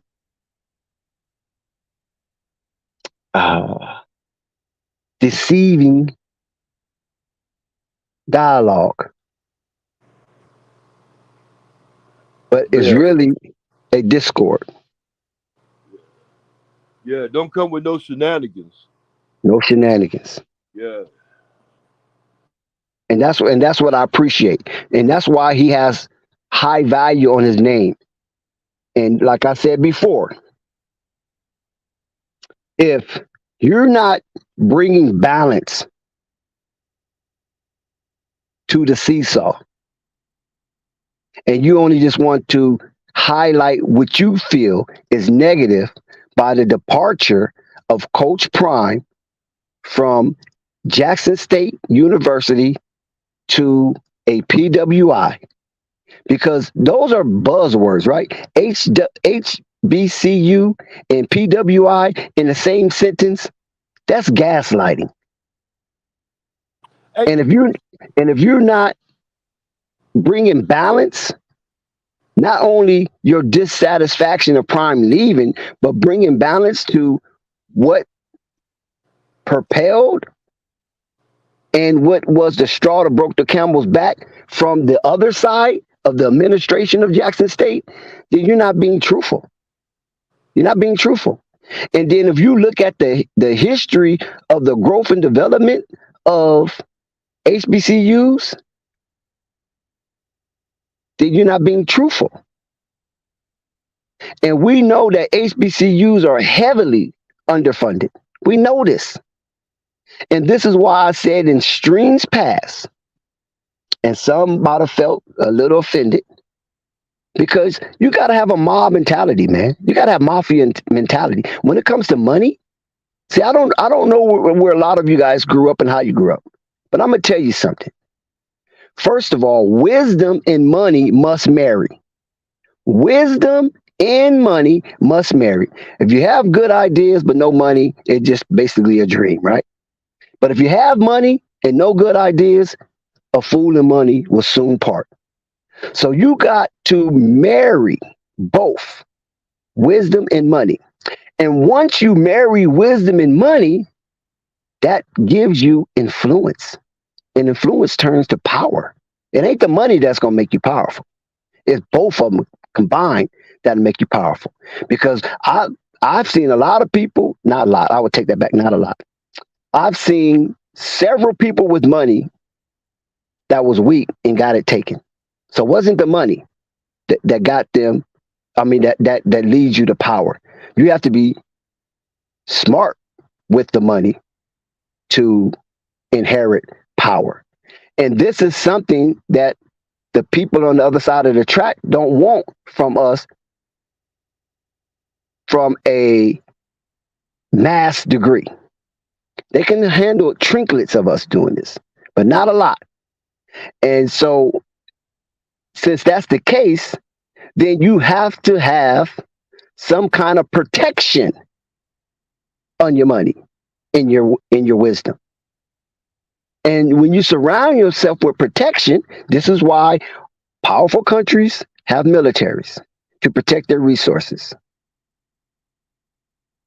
And once you have that kind of protection on your money, then you can enforce. And that's where it all comes about. Enforcement. And when you can enforce, it gives you dominion. It allows you to spread. You feel me? So it's a pattern how to get to where you need to get. Now, with the HBCUs, it seemed like somewhere there's a cutoff point. Somewhere there's a cutoff point. So I have proposed the mafia mentality should have been exercised in HBCUs. Whereas back in the day, you had a plethora of HBCU athletes go into professional sports. Some became Hall of Famers. Some didn't. Some just became good players and just made a living playing football, baseball, or basketball. If you got to the level where you attained the ultimate heights of your profession, if you got to be a professional athlete, right? Those in the administrative position, see, they wasn't gangsters, but if they were, they should have taxed those players to made it their business to give back. And it ain't voluntary.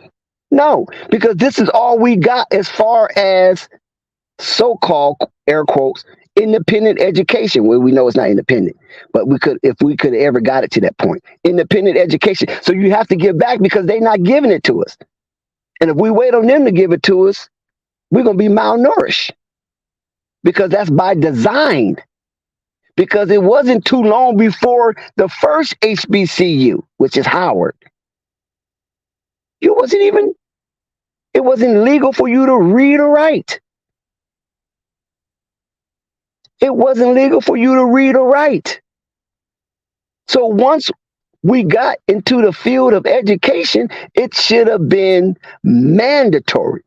I'm talking about bone breaking mandatory that once you get to a certain status in life after leaving HBCU and you become somewhat financially comfortable, a percentage of your pay should automatically go back to HBCU. But you know why they didn't enforce that?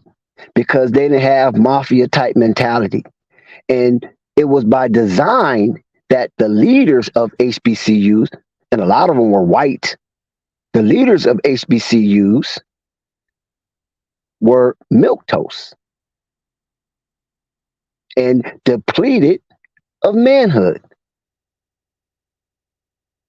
This is why they was able to curtail a lot of our natural growth and development in the divine because of milquetoast, emaciated leadership in position of influence in the education.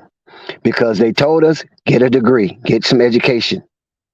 They wouldn't let us go into their institutions, so they had to fund and build our institutions, which is nothing wrong with that. I don't say nothing's wrong with that. But what is wrong with it is when they continue to build or to finance our institutions after a certain amount of time where we should have took it by the helm and made it somewhat of an independent entity. We didn't do that because we always felt their ice were colder, their sugar was sweeter, and so we'll wait on their decisions on how we should move forward, educating our young men and women coming up through the pipeline that will be adults and will take on the world as they graduate from our institutions. I'm talking HBCU institutions. That was something that was derailed. And it was derailed intentionally because once you educate the Negro, I'm talking about white folks, once you educate the Negro, they're going to come for our jobs. They're going to come for our neighborhoods. They're going to come for our social aspects in life. We can't have that. So at a certain point of their development, we have to draw the line. We have to lay down the tracks and say, you can't come over here. And the only way you can keep them from coming over there is you guys that's currently in position of power that we put you in, or influence, not power, because that's soft power. In position of soft power and influence that we put you in, is your job to make sure they don't cross these lines. Because if they cross these lines, all hell going to break loose and things going to explode. And they made sure of that. And that tradition continued right down to modern day times. And how we know this is because even when Prime was there, he was fighting that kind of institutional brainwashing. Where Prime, we can't move too fast now. We can't move too fast now, Prime. I understand. I like what you like, but we just can't move too fast now. Cause we don't want to be upsetting people and running off the philanthropists. We don't want to do that. So if you're gonna do it, I mean, if you do it, use your money, because I don't want these folks mad at me that I'm giving you money and causing disruption in this pipeline. And we saw a big demonstration. See, that Ed Reed thing was so crucial and so important and so observational because we saw with our own eyes Reggie Theus. We was like, where this dude been? I didn't know he was a freaking president of a college. Reggie Theus? what? Came out fighting Ed Reed, and Ed Reed was in the line of Deion, right? He's in the line of Deion.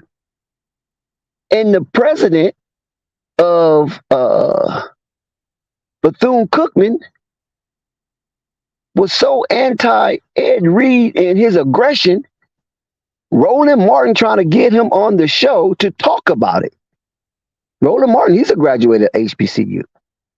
Try to get him on the show to talk about it, and he refused because he didn't want the light to shine on his way of limitation. See, because Ed Reed went to a Power 5 school, right? I know it was the U, but he still was a Power 5 school. So he kind of have some idea of what should be brought to Bethune-Cookman. It's a Florida school. And when he started proposing some things, all they look at each other was, here this nigga go. Yeah, he gonna want the moon too, huh? Is this what we gotta deal with? Jackson State just got rid of one. Now here we go with this dude. But nobody wants to talk about that aspect of our mentality. How we are just comfortable. The boule or whatever you call them people, the bourgeois are comfortable in our seat in positions of influence that we don't want disruption. That's not being revolutionary, because being revolutionary, you're going to constantly run into disruption and change, right? Because that's what revolutionary means, constant change. And some people don't want that. They feel it is detrimental to their livelihood by having these people they consider so-called renegades that's going to disrupt the status quo and scare away the so-called philanthropists. Like I say, the reason why I use so-called is because a real philanthropist, their money is used to solve problems, to bring resolve to the struggling, not hush money. Because that's what a lot of HBCUs are receiving from these kind of people, hush money. And we all know most of them are liberals, even though they speak bad about the conservatives. It's a different kind of slavery. It's not a total slavery, just like we weren't totally free. We were freed, Freed. That's not complete liberty. That's somewhat liberty. It's like being on probation. You're free, but you're still tied to the system. Like being on parole. One bad thing, you're back in the joint, right? Or one misunderstanding, you're back in the joint. For them, one misunderstanding, they drawing back their finances. So never forget, when you got people out here only highlighting one side of the story, when we know it's two sides, some even say it's three sides, yours, theirs, and the truth. You know it's all about con. It has no good intentions for you to grow and develop, because a little bit of a lie is harmful because it keeps you confused.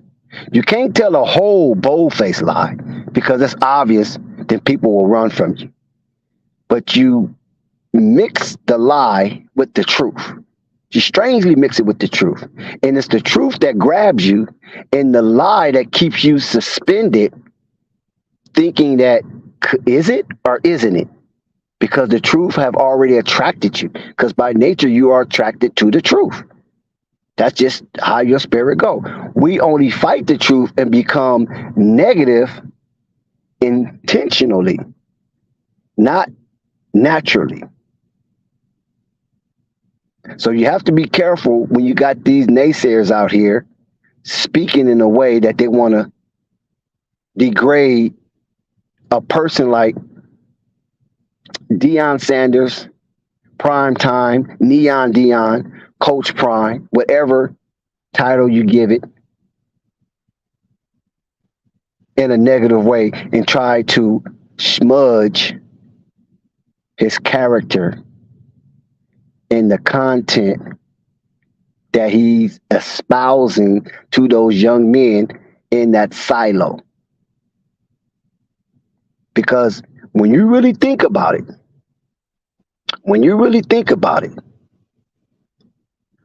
all of the people I named before when I gave that roll call, from Marcus Garvey, right, and it's even before Marcus Garvey. You go to Toussaint L'Ouverture, you know. You can go to Mussolini.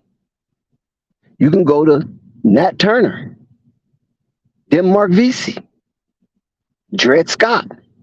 You know, there's plenty of them. Harriet Tubman, you know. You want to just roll call it all the way out, but just go to Marcus Garvey because that's more recent than all of those people.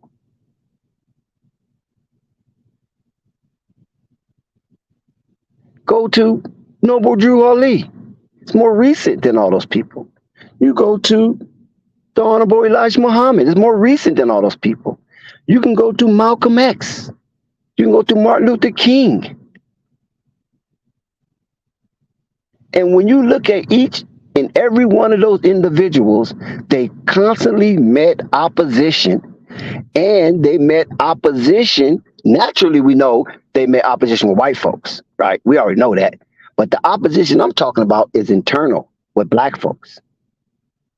There was always someone pitted against that one guy who was trying to further the cause of our nature, trying to further the cause of our civility, trying to further the cause of our humanity, and tried to further the cause of our education.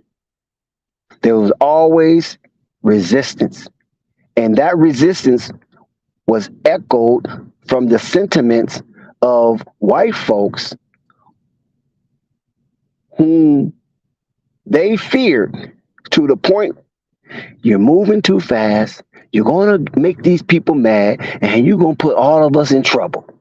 You're going to make all of us be in trouble because you won't change and you want it to change now.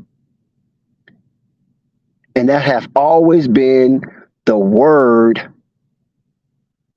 that they do not want us to inherit. Change. Never forget what I'm telling you right now. Most people in position of power do not want change. Think about that. Because if you won't change, then who has to be changed? It's the people in power. You think they want to give up their power and say, okay, let's do it right because I was doing it wrong, i.e. HBCUs, not all, but most. Delegates, board of delegates. They living good. Their bills are paid.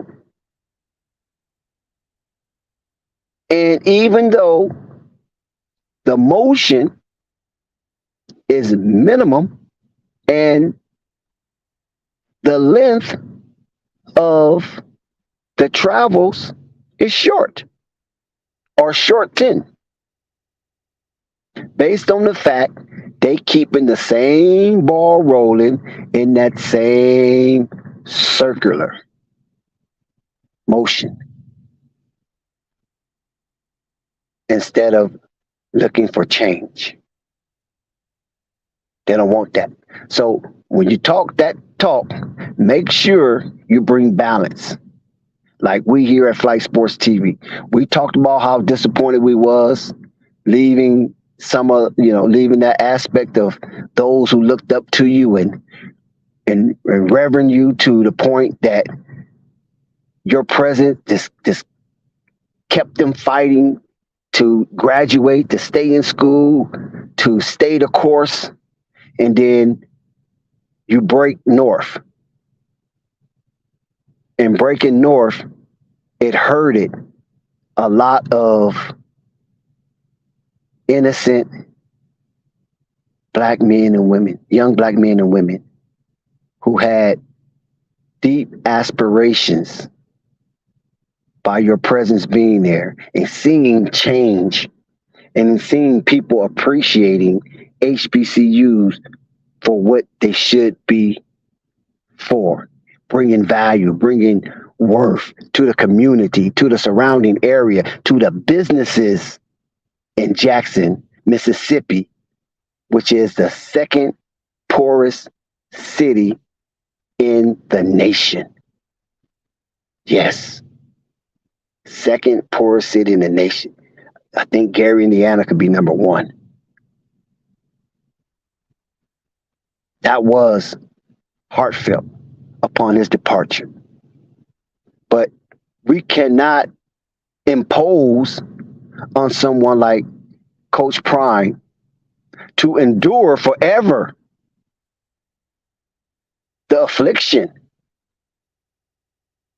that he was going through.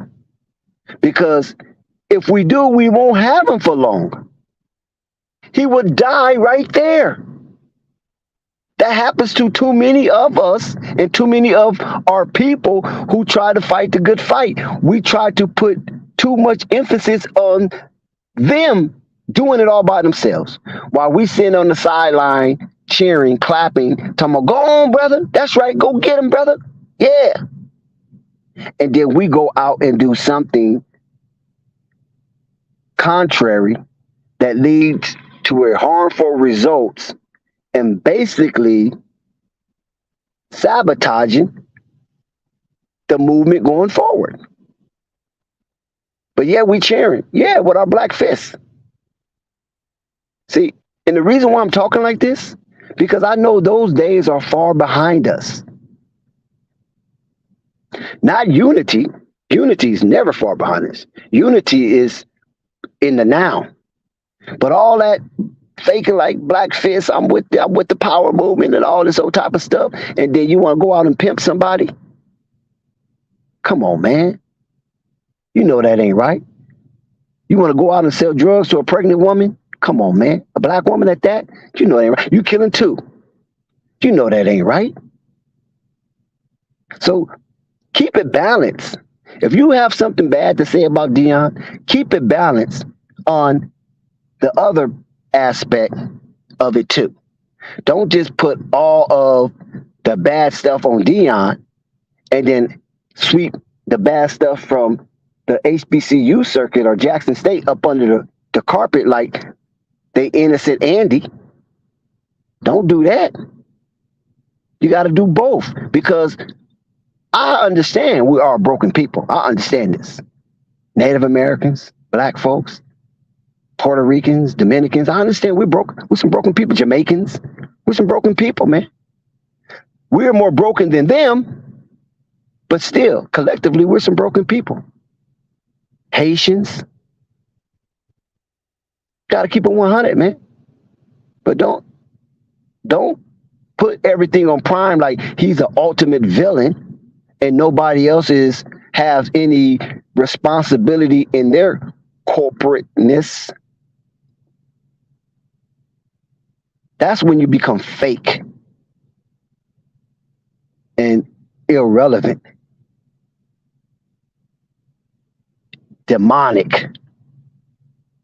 That's when you become demonic, when you don't give the whole story, man. And a lot of the whole story is in plain truth. The information is out there. I'm not saying air dirty laundry like that, but I'm just saying if you on one end airing dirty laundry on this brother from what you assume to be a raccoon move for leaving these other black men and women stranded in the murky mires of incestual misbehaving at some of these HBCUs. I'm talking to staff, not students. Then you're not being fair. And if you're not being fair, that's demonic. Because what we need is justice. What we need is reparation. And the word reparation doesn't mean financial. All. It means to repair. But it takes finance to repair, especially in a society that commerce is based on capitalism. We need to be repaired. That's reparation, to repair. All other people that the United States or the world has damaged, their country and the people, I'm talking brick and mortar and I'm talking souls, have been repaired. They have spent hundreds of millions into billions of dollars repairing. And some countries are still getting forms of reparation. But when we ask for it, oh, you got them niggas, they want some money. Oh my God, leechers, smoochers, beggars. That's all they do is want to beg. Are you serious? For real? You did this. And you don't want to repair this. That's like pushing Humpty Dumpty off the wall. And not trying to, after the Great Fall, not trying to put them back together again. When you have the resources to do it. Or if you don't have it to do it in totality, because I'm quite sure the ear repair that they caused us, I'm quite sure it will bankrupt them. Probably will bankrupt the world for what they did. And I'm not trying to be mean, because any one of you guys that's listening to the stream, if you are an entrepreneur or business minded and you ask one of your employees, shout out to Gemini, if you ask one of your employees, hey man, can you give me a day work for free? And your employee might be like, okay, yeah, I'll hold you down for a day. Then you come back to him. Hey man, can you give me a week for free? You're like, man, a week for free? Are you kidding me? Can you give me a month? Man, you out of your mind, man. You lost your rabbit ass mind. Can you give me a year? 10 years? 100 years? Almost 400 years of free labor, free services. And not only that, I'm going to mistreat you and beat you while you're working for almost 400 years. And you telling me that if I ask for some repair, I'm greedy? I'm selfish? I'm unpatriotic? Because I asked for you to repair what you have damaged. And then you say, well, hell, I ain't, they postponing, like I ain't damaged you. That happened a long time ago. I ain't had nothing to do with that. Yeah, you did. Because you're benefiting off of it. And you continues to benefit off of it. Because that free labor enabled you to be a superpower. And by you being a superpower, you was able to bully the world. You was able to be that octopus with multiple tentacles in other countries, spreading out. Because we work for you for free. And a lot of the world despised you for that and didn't even recognize your sovereignty. And it took one country in Africa that recognized your sovereignty that you never even speak about. You know that one country in Africa? Morocco. Morocco was the first sovereign nation to recognize the United States flag. Not even white countries recognize it because they thought they were so deplorable. I mean, just think about it. All the white folks calling white folks deplorable. You know what I'm saying? And they became a superpower based on not paying millions of people 1 cent for their labor. And not only didn't they pay us, they didn't even give us no credit for any of our inventions. They labeled us 3/5 of a human being. And this is why I believe Coach Deion Sanders, prime time, Neon Deion, up there in Colorado, instilling in them boys good information and making sure he letting them know, be a proud, confident black man and pursue happiness with all the fervor in your being. What's up, Gemini? What's happening, Pimpin'?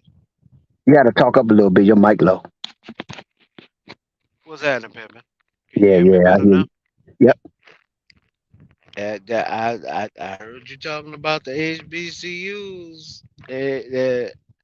Um, sorry for my lateness. I was on another one, but literally, I seen in the chat.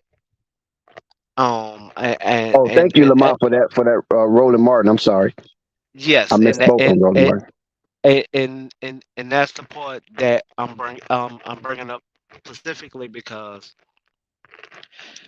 the University of Texas, Texas A&M, Yeah, and Reggie Prairie Theus. View. What name did I say? What didn't I say? Reggie Theus? Oh yeah, I said Reggie Theus was the AD. Yeah, Reggie Theus was the AD. The I forgot the president name of Drake. Bethune-Cookman. Drake. Yeah, Drake. Drake. There you go, Drake. Yeah, Oh, so hold on. I missed that conversation too. yeah. Oh, The Ed Reed situation. this about to be good, but better than good. Then. Okay, the Texas, Texas A&M, and Prairie View is all supposed to get paid off of one bank account, right? That one bank account is supposed to be split into thirds. Where Prairie View only been getting a third of a third, and Texas A&M in Texas been taking the bulk of that. Texas and Texas A&M is not going to give back the money that they have taken already. So that's one thing that you was talking about on reparations. But on top of that, of what they have taken, they would also have to apply the interest because they have what benefited, like you said, they have benefited off of their robbing of the HBCU, right? So they're not going to give all that interest out. So of course they're going to criminalize what they had the HBCU asking for what they deserve. Just like when they come to Tennessee State. And the only reason why we know of Tennessee State is because um, Eddie George is their coach. But a lot of people that do not follow them has not picked up on that the president of Tennessee State has been called to the Senate of Tennessee and asked on 3 different occasions, 3 different years, why is her um numbers going up, but Tennessee college is going down. Now they're not bringing up the person at Tennessee asking them that with the volunteers. They're asking the president of Tennessee State that's at a HBCU why is her numbers going up, but Tennessee's going down. When you bring up the Bethune-Cookman, Bethune-Cookman claim that they're don't have no money, right? Bethune-Cookman has been buying up property around the campus for years. Ever since Judge Prairie did not become the president of BCU like he wanted because he was missing one accreditation, he has been literally tearing down BCU since then. Everybody's mad at Ed for putting it out there. Well, it's mighty funny. The 10 mil that they came up with came when Ed Reed was announced as the football coach prior to him signing the contract. In fact, if you really want to get technical, Ed Reed not only came there with his own sponsors, Ed Reed also did the recruiting on his own dime, which a lot of college coaches do, but I'll say this: it happens more at the HBCUs than it happened at the PWIs.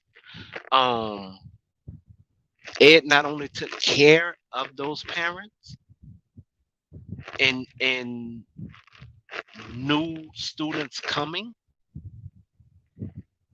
Reggie Theus did not even want to meet with them at all. And he canceled the recruitment tour 12 hours before it was supposed to happen. Nobody speaks on that. Reggie Theus is also making $500,000 a year. But Bethune-Cookman is in financial turmoil, right? Drake, his daughter don't even go to BCU. She's at FAMU. And you know what? I would make that a prerequisite, right? That if you're on like the board of trustees, or if you have any type of serious affiliation, if you're part of the faculty, and especially the upper echelon, I think their kids should give at least 2 years to HBCU, and then if they want to leave, they can go ahead. Well, all right. Shaquille O'Neal, we all know what this man do off the court, right? We're giving back to the community, right? This man mom was on that board at one time when Drake was trying to be when Prairie was trying to be president. She never asked her son to donate. Vince Carter, mom was also on that board. She never asked her son to donate. Why? Because of all the turmoil and literally problems that was a part of that board. No one ever speaks on that. Even now, Prairie made it a couple of years ago. I want to say at least 2 years ago. Judge Prairie literally dissolved the alumni board, which is the only people who could remove people from the actual board of the college. He did that like 2 years ago. Nobody talks about that. That's why nobody on the board can be changed out at this point unless they leave on their own will. You think Prairie gonna leave? That's the only power he got left. And that what we were talking about, you know what I mean? Is that a lot of people just in the way. They're not trying to make a way, they just in the way. No, I'm totally agreeing with you. I'm stating what the problem is for a lot of the people who don't know. So that's why when this is the only time I'm gonna bring this young man name up when he's not on the live. because when he bring up HBCU, I'm on a panel where all we talk about and try to get to solutions of HBCUs. I'm on a panel for that. But I'm gonna bring him up this time because we can we can talk calmly about the problems of the HBCUs, and even though I can get emotional about it, I'm not going to get emotional about it because I've been seeing these problems for years, but we've been trying to talk about them and change out people. Because just like there's an old guard when it comes to the people that's mad at Coach Prime um, changing momentum of the NCAA. So the old guard money is being messed up because the commercials you're seeing Prime in, that normally would be a Nick Saban commercial. The coach for UCLA, the coach for USC, the Florida coach, like all these different coaches, that would be those them in those different commercials. Well, right now you see Prime in those commercials because it's messing up the old guard. So when it comes to a lot of HBCUs, and once again, I'm gonna emphasize BCU because the students did not even know that they were signing NDAs. On top of that, they would beat the students over the head with the mission statement of the college rather than the intelligence that there literally should be adapting and applying to everyday life. You go to housing to try to get a repair, they try to make it seem like it's your fault why you need that repair.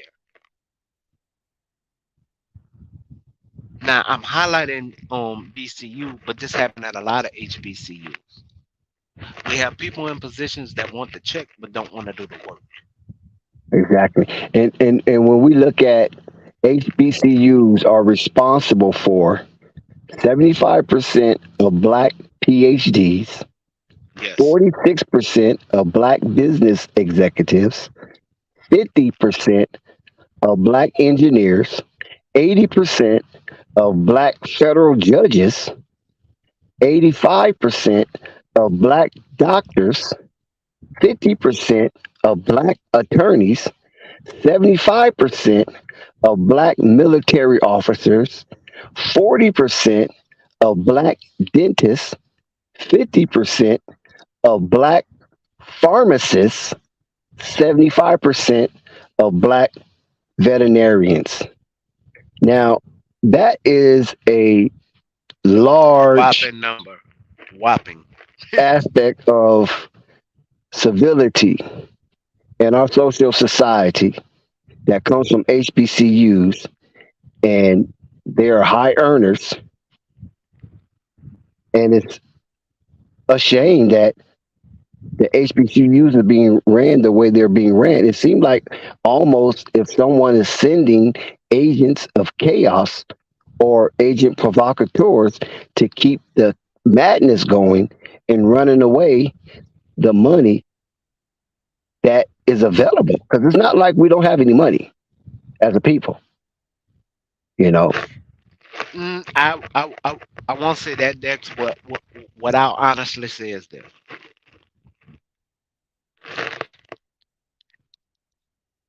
We program in our youngins that I want you to be better than me, correct? I want you to go further than me, correct?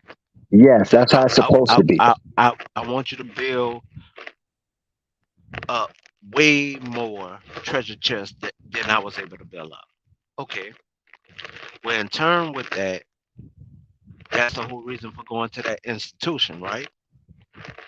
But then when they get to that institution, the institution start trying to manipulate them, and that's why even when and shout out to my little cousin who I helped through all of her school, who graduated from a HBCU.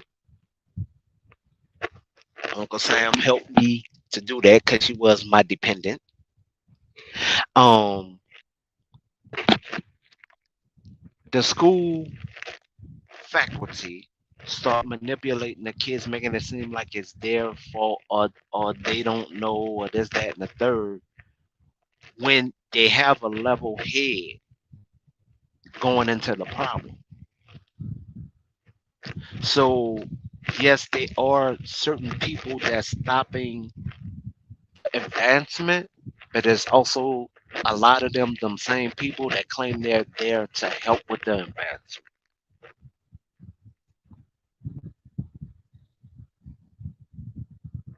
SWAC commissioner, prime example. He signed the ESPN deal, right? The ESPN deal is barely going to help one student at the institution. At each institution under the SWAC, it's barely going to help one student per calendar year. Mm, Is that a good TV deal? no. Oh, well, that's funny because he's selling it like it's the best thing since sliced bread. Wow. HBU game day literally had to sign a secondary contract to help out the SWAC. Now that's a better contract. That's a contract that actually go more on our production of what our packaging is. Here's why I say that. Regardless on if it's ESPN or HBCU game day, they only show what we send. Why? Because they do not send cameramen to these games. Let me say that again. I don't care if it's ESPN. I don't care if it's HBU's game day. They only show what we send. So we're doing the work, but we're getting pennies on the dollar for our work. Mm, Now, if this man is selling a dream to certain people and having them believe that they are wrong about the ESPN deal, run the numbers. Hell, you should be able to Google the contract. If not, I'll tell you exactly how to do it. Just call the SWAC conference office, put in a Freedom of Information Act, a Sunshine Law, and they have to send you a copy of the contract because they get money from the government, either state or federal. right. And you can review the whole contract. The contract is asinine because one, ESPN gained within a month, between a month and a half, they gained over 1.5 million subscribers. Where did they put the HBCUs? You have to get the scale with ESPN3.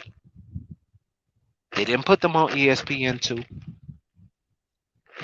So you can't get the cheaper package. You have to get the higher package to pay for everything else they got going on in order to get to what you want.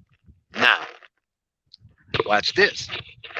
We've been arguing for the last 5 years that the SWAC, because they have a server room at every institution and a media department at every institution, and they teach computer science at every single institution to build a app/network for the HBCUs take that step backwards to go forward, charge at the base, start off with like $3.99, work it up to maybe $6.99 at $5.99 at the max. Use your email blast list of alumni, donors, and actual students, active students, and I bet you can make yourself over 50 mil. We see this in business. Hell, I made more money DJing than I made as a truck driver. Benefits wise, the military with my 18 years has made the most, but that's because of retirement. But if you look at dollar for dollar, my email blast list made me more money as a DJ than I made as a truck driver. Carrying around heavy equipment to these different events and making sure my equipment's always up, making sure my catalog is always together, making sure I have your song when you request it, or somehow, some way playing it so I could satisfy my crowd.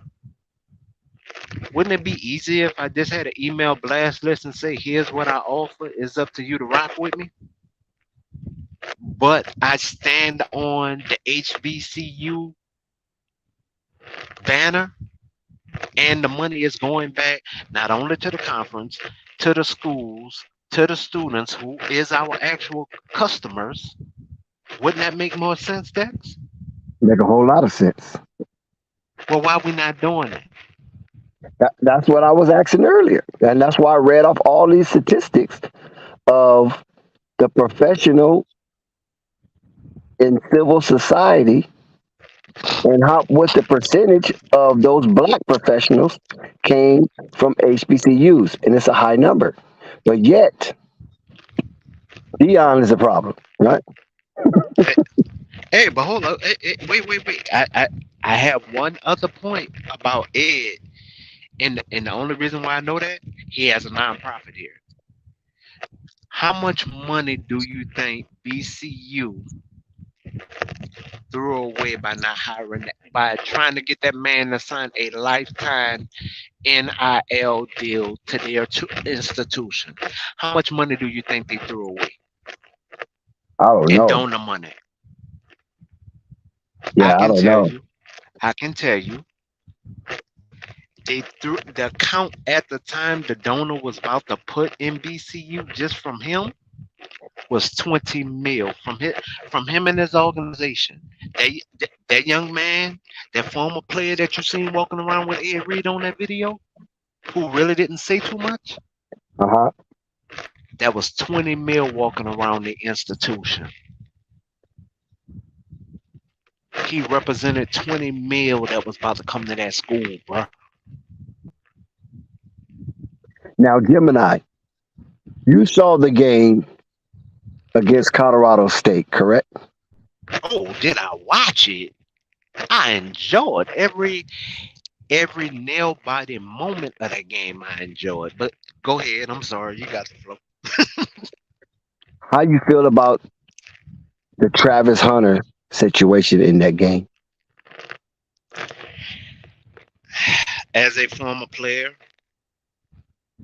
the NCAA is going to have to find the players and the institution. They're literally going to have to. Now, here's why I'm saying it. I don't care if Deion was coaching that team or not. I don't. I really wouldn't care. Okay. The main reason why they have to find them, that wasn't the only dirty play amongst that game. It's actually a total of 7 different plays where it was late. It was late hits. It was face mask pile-ups. Like it was a total of 6 plays that I can literally go back and literally say, "Hey man, watch this part right here. Hey, keep watching." That literally happened within that game. Okay, when when it comes to that, you're taught that. You cannot say as a coach you blame the referees, but you don't want to acknowledge what your players literally did for those penalties. I noticed that. You see, I noticed that he went hard on the referees, but did not apologize for the dirty play and bad behavior of his players. He don't have to name the players. He just could have said, my That's something we apologies. gotta fix. It's Yeah, something we you gotta know what I mean? fix. Work on We have to something. control our emotions. We can't respond like that. We hurt ourselves. We got to keep our composure. You ain't got to name the player. You ain't got to shame him, but just Right. acknowledge what you've seen. And that's Well, why I thought it was a bounty. it's not just you that felt that way. It was like really 11. I can't recall his name, but I know his jersey number. 11 for them was really doing some Was dirt. it his name Blackburn?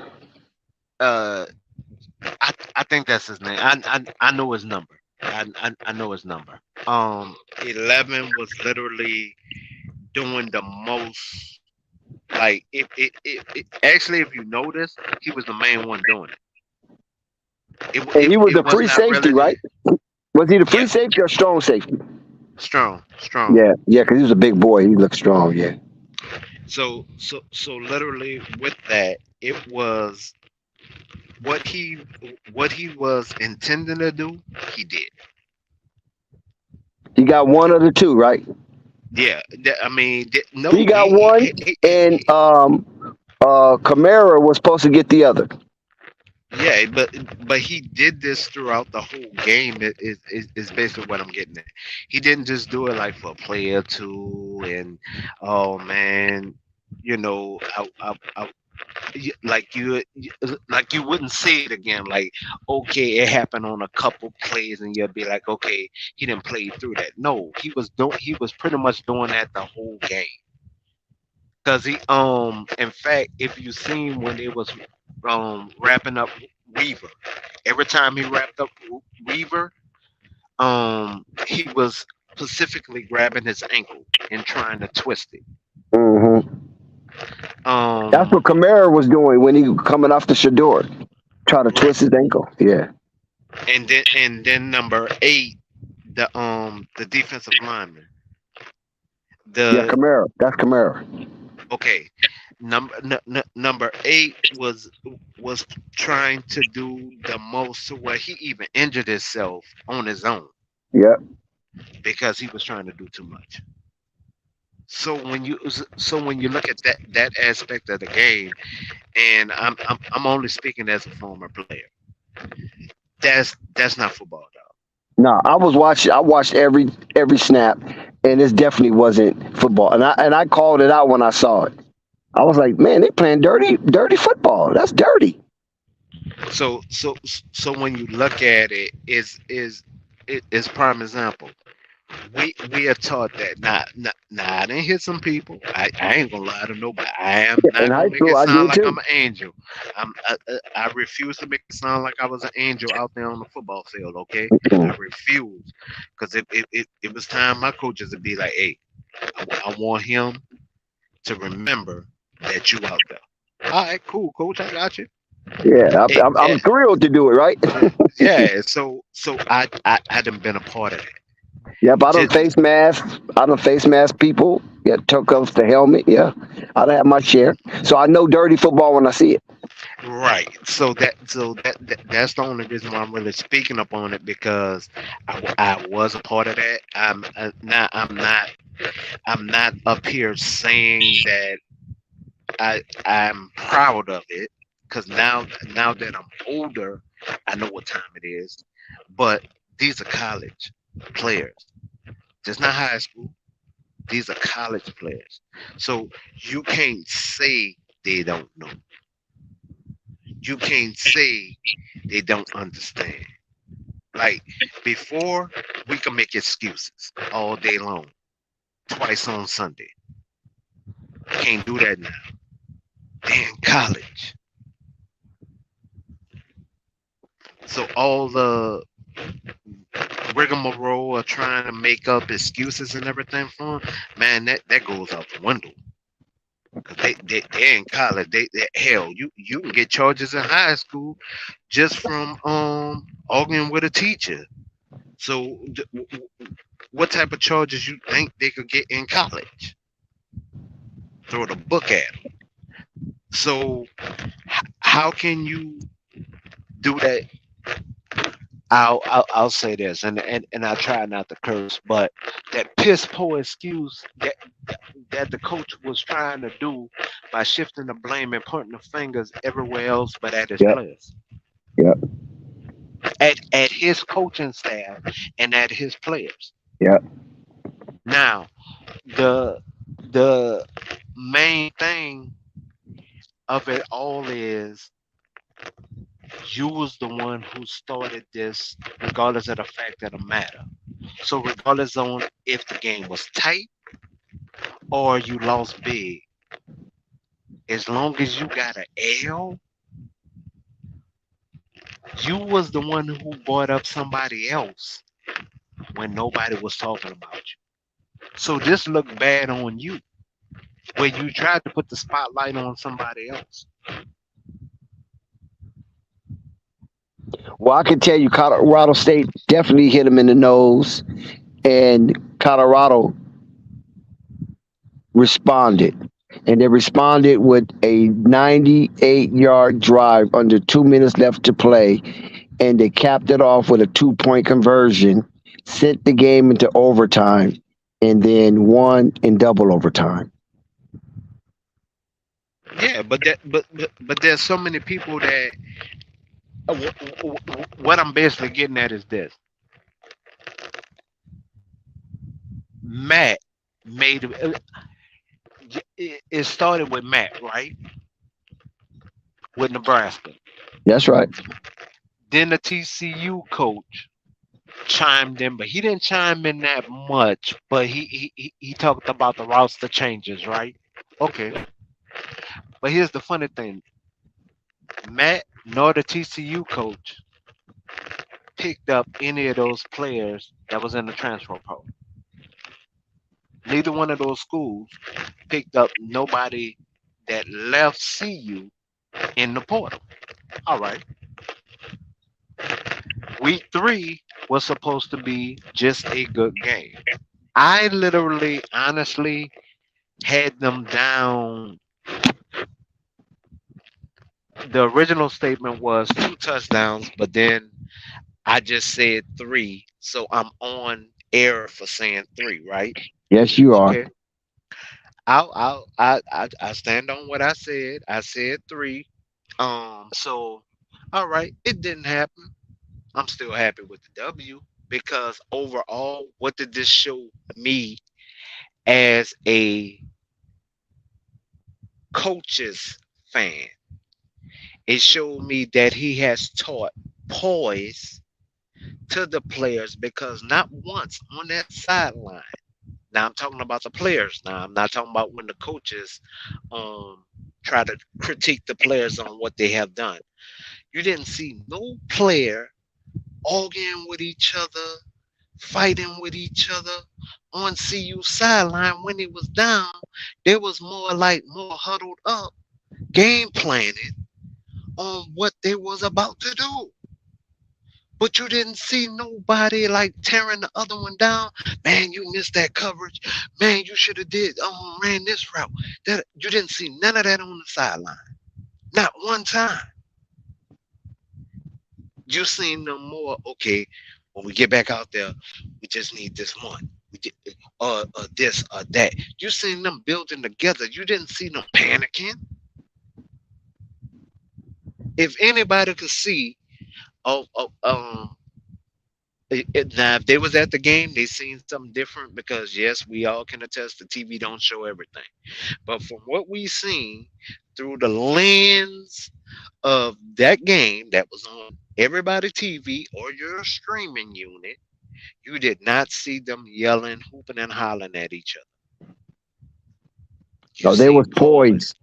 You seen commitment. You seen there was literally thinking and believing in themselves that they could still win that game. And that's why when you pose that question to me about the backup quarterback and double S, I'm like, I know how this man coach, so I can't dig what I'm saying. I like I I didn't seen this man coach. I seen him at Truth. I seen him at JSU. For a lot of people, this their first time seeing him with CU. So they're starting to know his tendencies and everything. But this man worked, dog. He put in the work, so he can be that cocky that certain people don't like. Yep. So he can be that confidence that certain people don't like. Like I said it only because I know it from JSU. Normally, about 2 to 3 times a week, this man sleeps in his office, bro, because he's working late night, going through notes and film. How many college coaches actually sleep in their office? That one I don't know. I think it's probably more than we expect.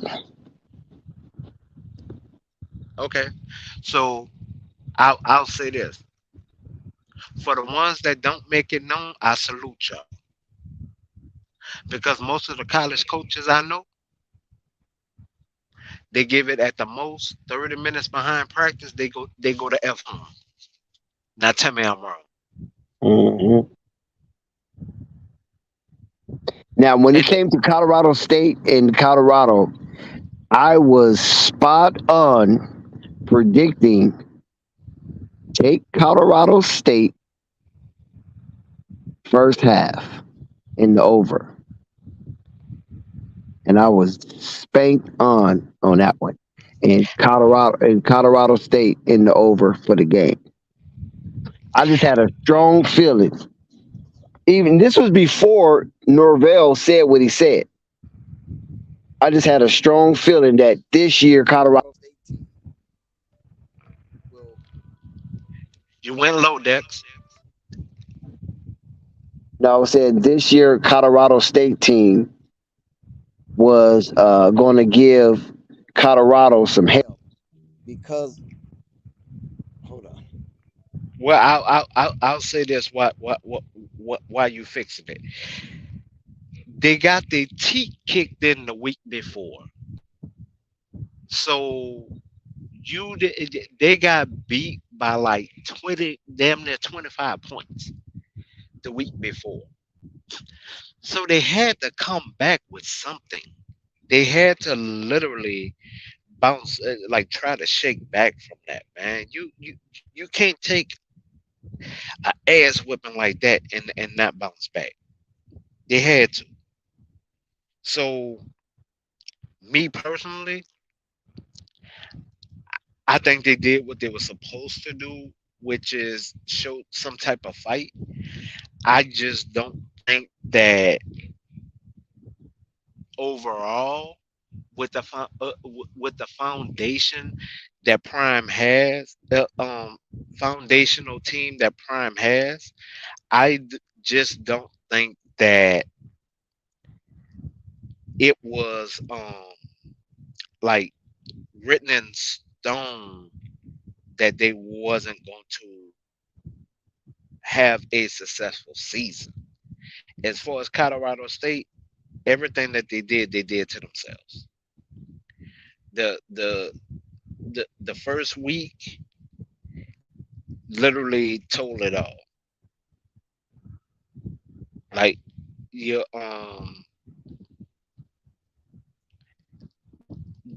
that's why I really think they wanted to play dirty. Chris, I'll say this: the in-state rivalry really isn't like that big. I'll be honest to you. I don't remember being them on TV last year, and I will totally admit to you, Chris, that I don't follow college, but I do not remember commercials for CU and CU State last year. I seen the commercials for them this year, but I do not remember commercials for Colorado and Colorado State last year, even with it being a rivalry in-state game. Hell, even the year before that, I don't remember seeing no commercials um for CU going against Colorado State. Colorado State had a bye week, so they had 2 weeks to prepare.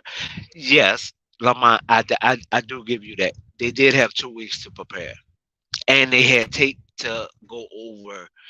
Um,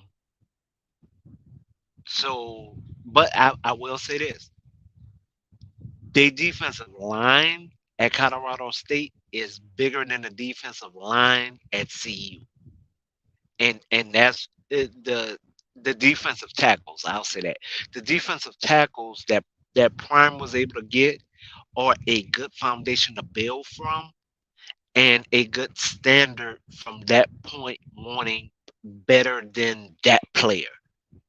So is it an improvement from last year? Yes, sir. But is it the type of player or dog that Prime won't know? He wants a little better player than that. I will say that. Well, both of them were below 500 last year, so it wasn't going to be. No, I disagree. It is Chris. I disagree with you on this preference. Okay, in-state rivalries still are recruiting against each other, so the hype was still there, but it was not to the it wasn't just to the magnitude of the hype where it grasped the whole nation. But normally there are a lot of games that are that have commercials that it'll just be like a 5 second commercial, and they'll literally be like CU versus CU State rather than like the 30 minute, the 15 second to the 30-minute segment. They'll just have like the 5 second commercial up there, just enough to say what the game is. And they didn't do that the last 2 years at CU and CU State, to my knowledge, and CU State had the better team. In fact, if I remember correctly, 2 of those 3 years that I'm talking about, CU State was ranked. I want to say they was ranked. I'm not sure about that was ranked. I think 2 of them years they was ranked. They They, wasn't ranked high. They wasn't ranked high, but they was ranked. but Colorado has owned them for the last 3 years. Yeah, I mean, but they They won wasn't. one game last year, and that game was against Colorado State. Yeah, yeah. But I'm saying not last year, but I want to say the year before that they was ranked at one part of that year. And the year before that, I know they was ranked. Oh, okay, but they probably lost a couple of games, and Yeah, yeah. they fell out. Yeah. I mean, they wasn't ranked high, but they was ranked. I can It's remember basically when what I'm getting Colorado at. State was ranked, but I don't know what year it was. But I do remember because they was out there covering spreads, and No, they was ranked they had a high nice three look. years ago. They They was had a ranked nice. high 3 years ago within the teens. I'm trying to think of that quarterback they had at Colorado State. What's his name? Navarro. That I don't know. I don't follow CU State. I'll be honest. The only reason why I honestly follow Prime To totally keep it 100 is the same reason why I follow Shaq. Is the same reason why I follow LBJ. Mhm. Is what they give back to the community, and for even a lot of people that don't want to acknowledge it, that claim they hate Prime. That man not only gave half of his salary the 2 of the 3 years at JSU, he was still giving back to his Texas community. He was still giving back to his Florida community. So I mean, Prime been doing it, and so for the ones who just say they hate this man, I mean I dig it. That's your opinion, but you got to give the man for doing something that you're either not able to do or that just that you refuse to do. And in fact, not only do he give back, he even got his friends to commit money, even though it took them a little bit to pay it for some reason. He got them to commit on a verbal commitment, then got them to actually pay out. Charles Barkley, Diddy. It's a whole. It's a couple of different celebrities that that literally have JSU equipment standards up when it comes to the football area. And I will say football area because I'm not just talking about the practice field. I'm talking about the actual equipment. I'm talking about the uniforms. I'm talking about the building. In fact, Florida University did their locker room off of what Prime did with JSU. Take a look at Florida locker room and take a look at JSU locker room. And And you you know think what? it's this, the only difference is the logo that's in the ceiling. Tell me I'm lying. Tell me And, I'm lying. and you know what? I was kind of tickled a little bit when Coach Prime was sharing a story that the Jackson State faculty wanted him to meet with some alumni, and he told the executive branch of Jackson State that he's not meeting with nobody if they ain't giving up no money. He said, "I'm not here for that." Well, wait, wait for 1 sec, Dex. Lamont, thank you for that. But one of those, one of the 3 years, bro, they was ranked until they started losing, my dude. They was ranked before they started losing. Okay, now to say what you to speak on what you was talking about. No, what? Okay, what it was, they wanted to use Prime like they wanted they wanted him to use his celebrity as far as the whole institution. Okay, but what they will not say, for the few faculty that wanted him to meet with certain people, the main pushback that he was fighting on a day-to-day basis, where he was getting them he had them with not just one TV deal. He when the first one didn't go through, he had 2 meetings with them for a TV deal. The president turned them down. All the rest of the sponsorships that he was really trying to get in there, the president turned them down. So you want him to do only your promotion. But when it comes to something that could really benefit you as a whole, where you don't have to split the money with the swag, you turn them deals down. Now I'm not talking about something that you would have to cut with the swag. I'm not talking about them type checks.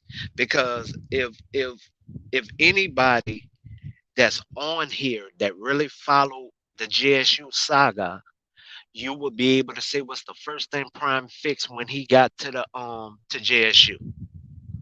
I know what it is. And because we live and I don't want to hold up the show, the first thing Prime fixed when he got there was the food contract with the food distribution. That was the first thing that man fixed. So he wasn't even there 90 days and he fixed the food problem.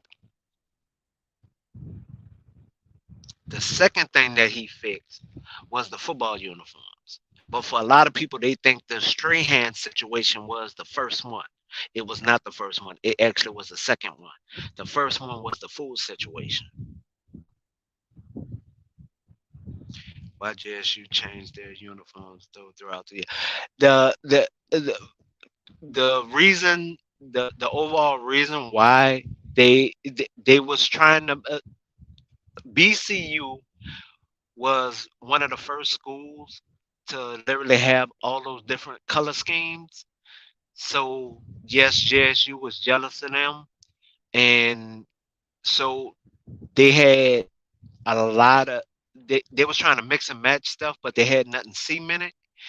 But then they literally Prime got them the deal through Strahan, and that was the first one. And then Under Armour came in and took the rest over. So that's why they, just like BCU, they have 5 different schemes.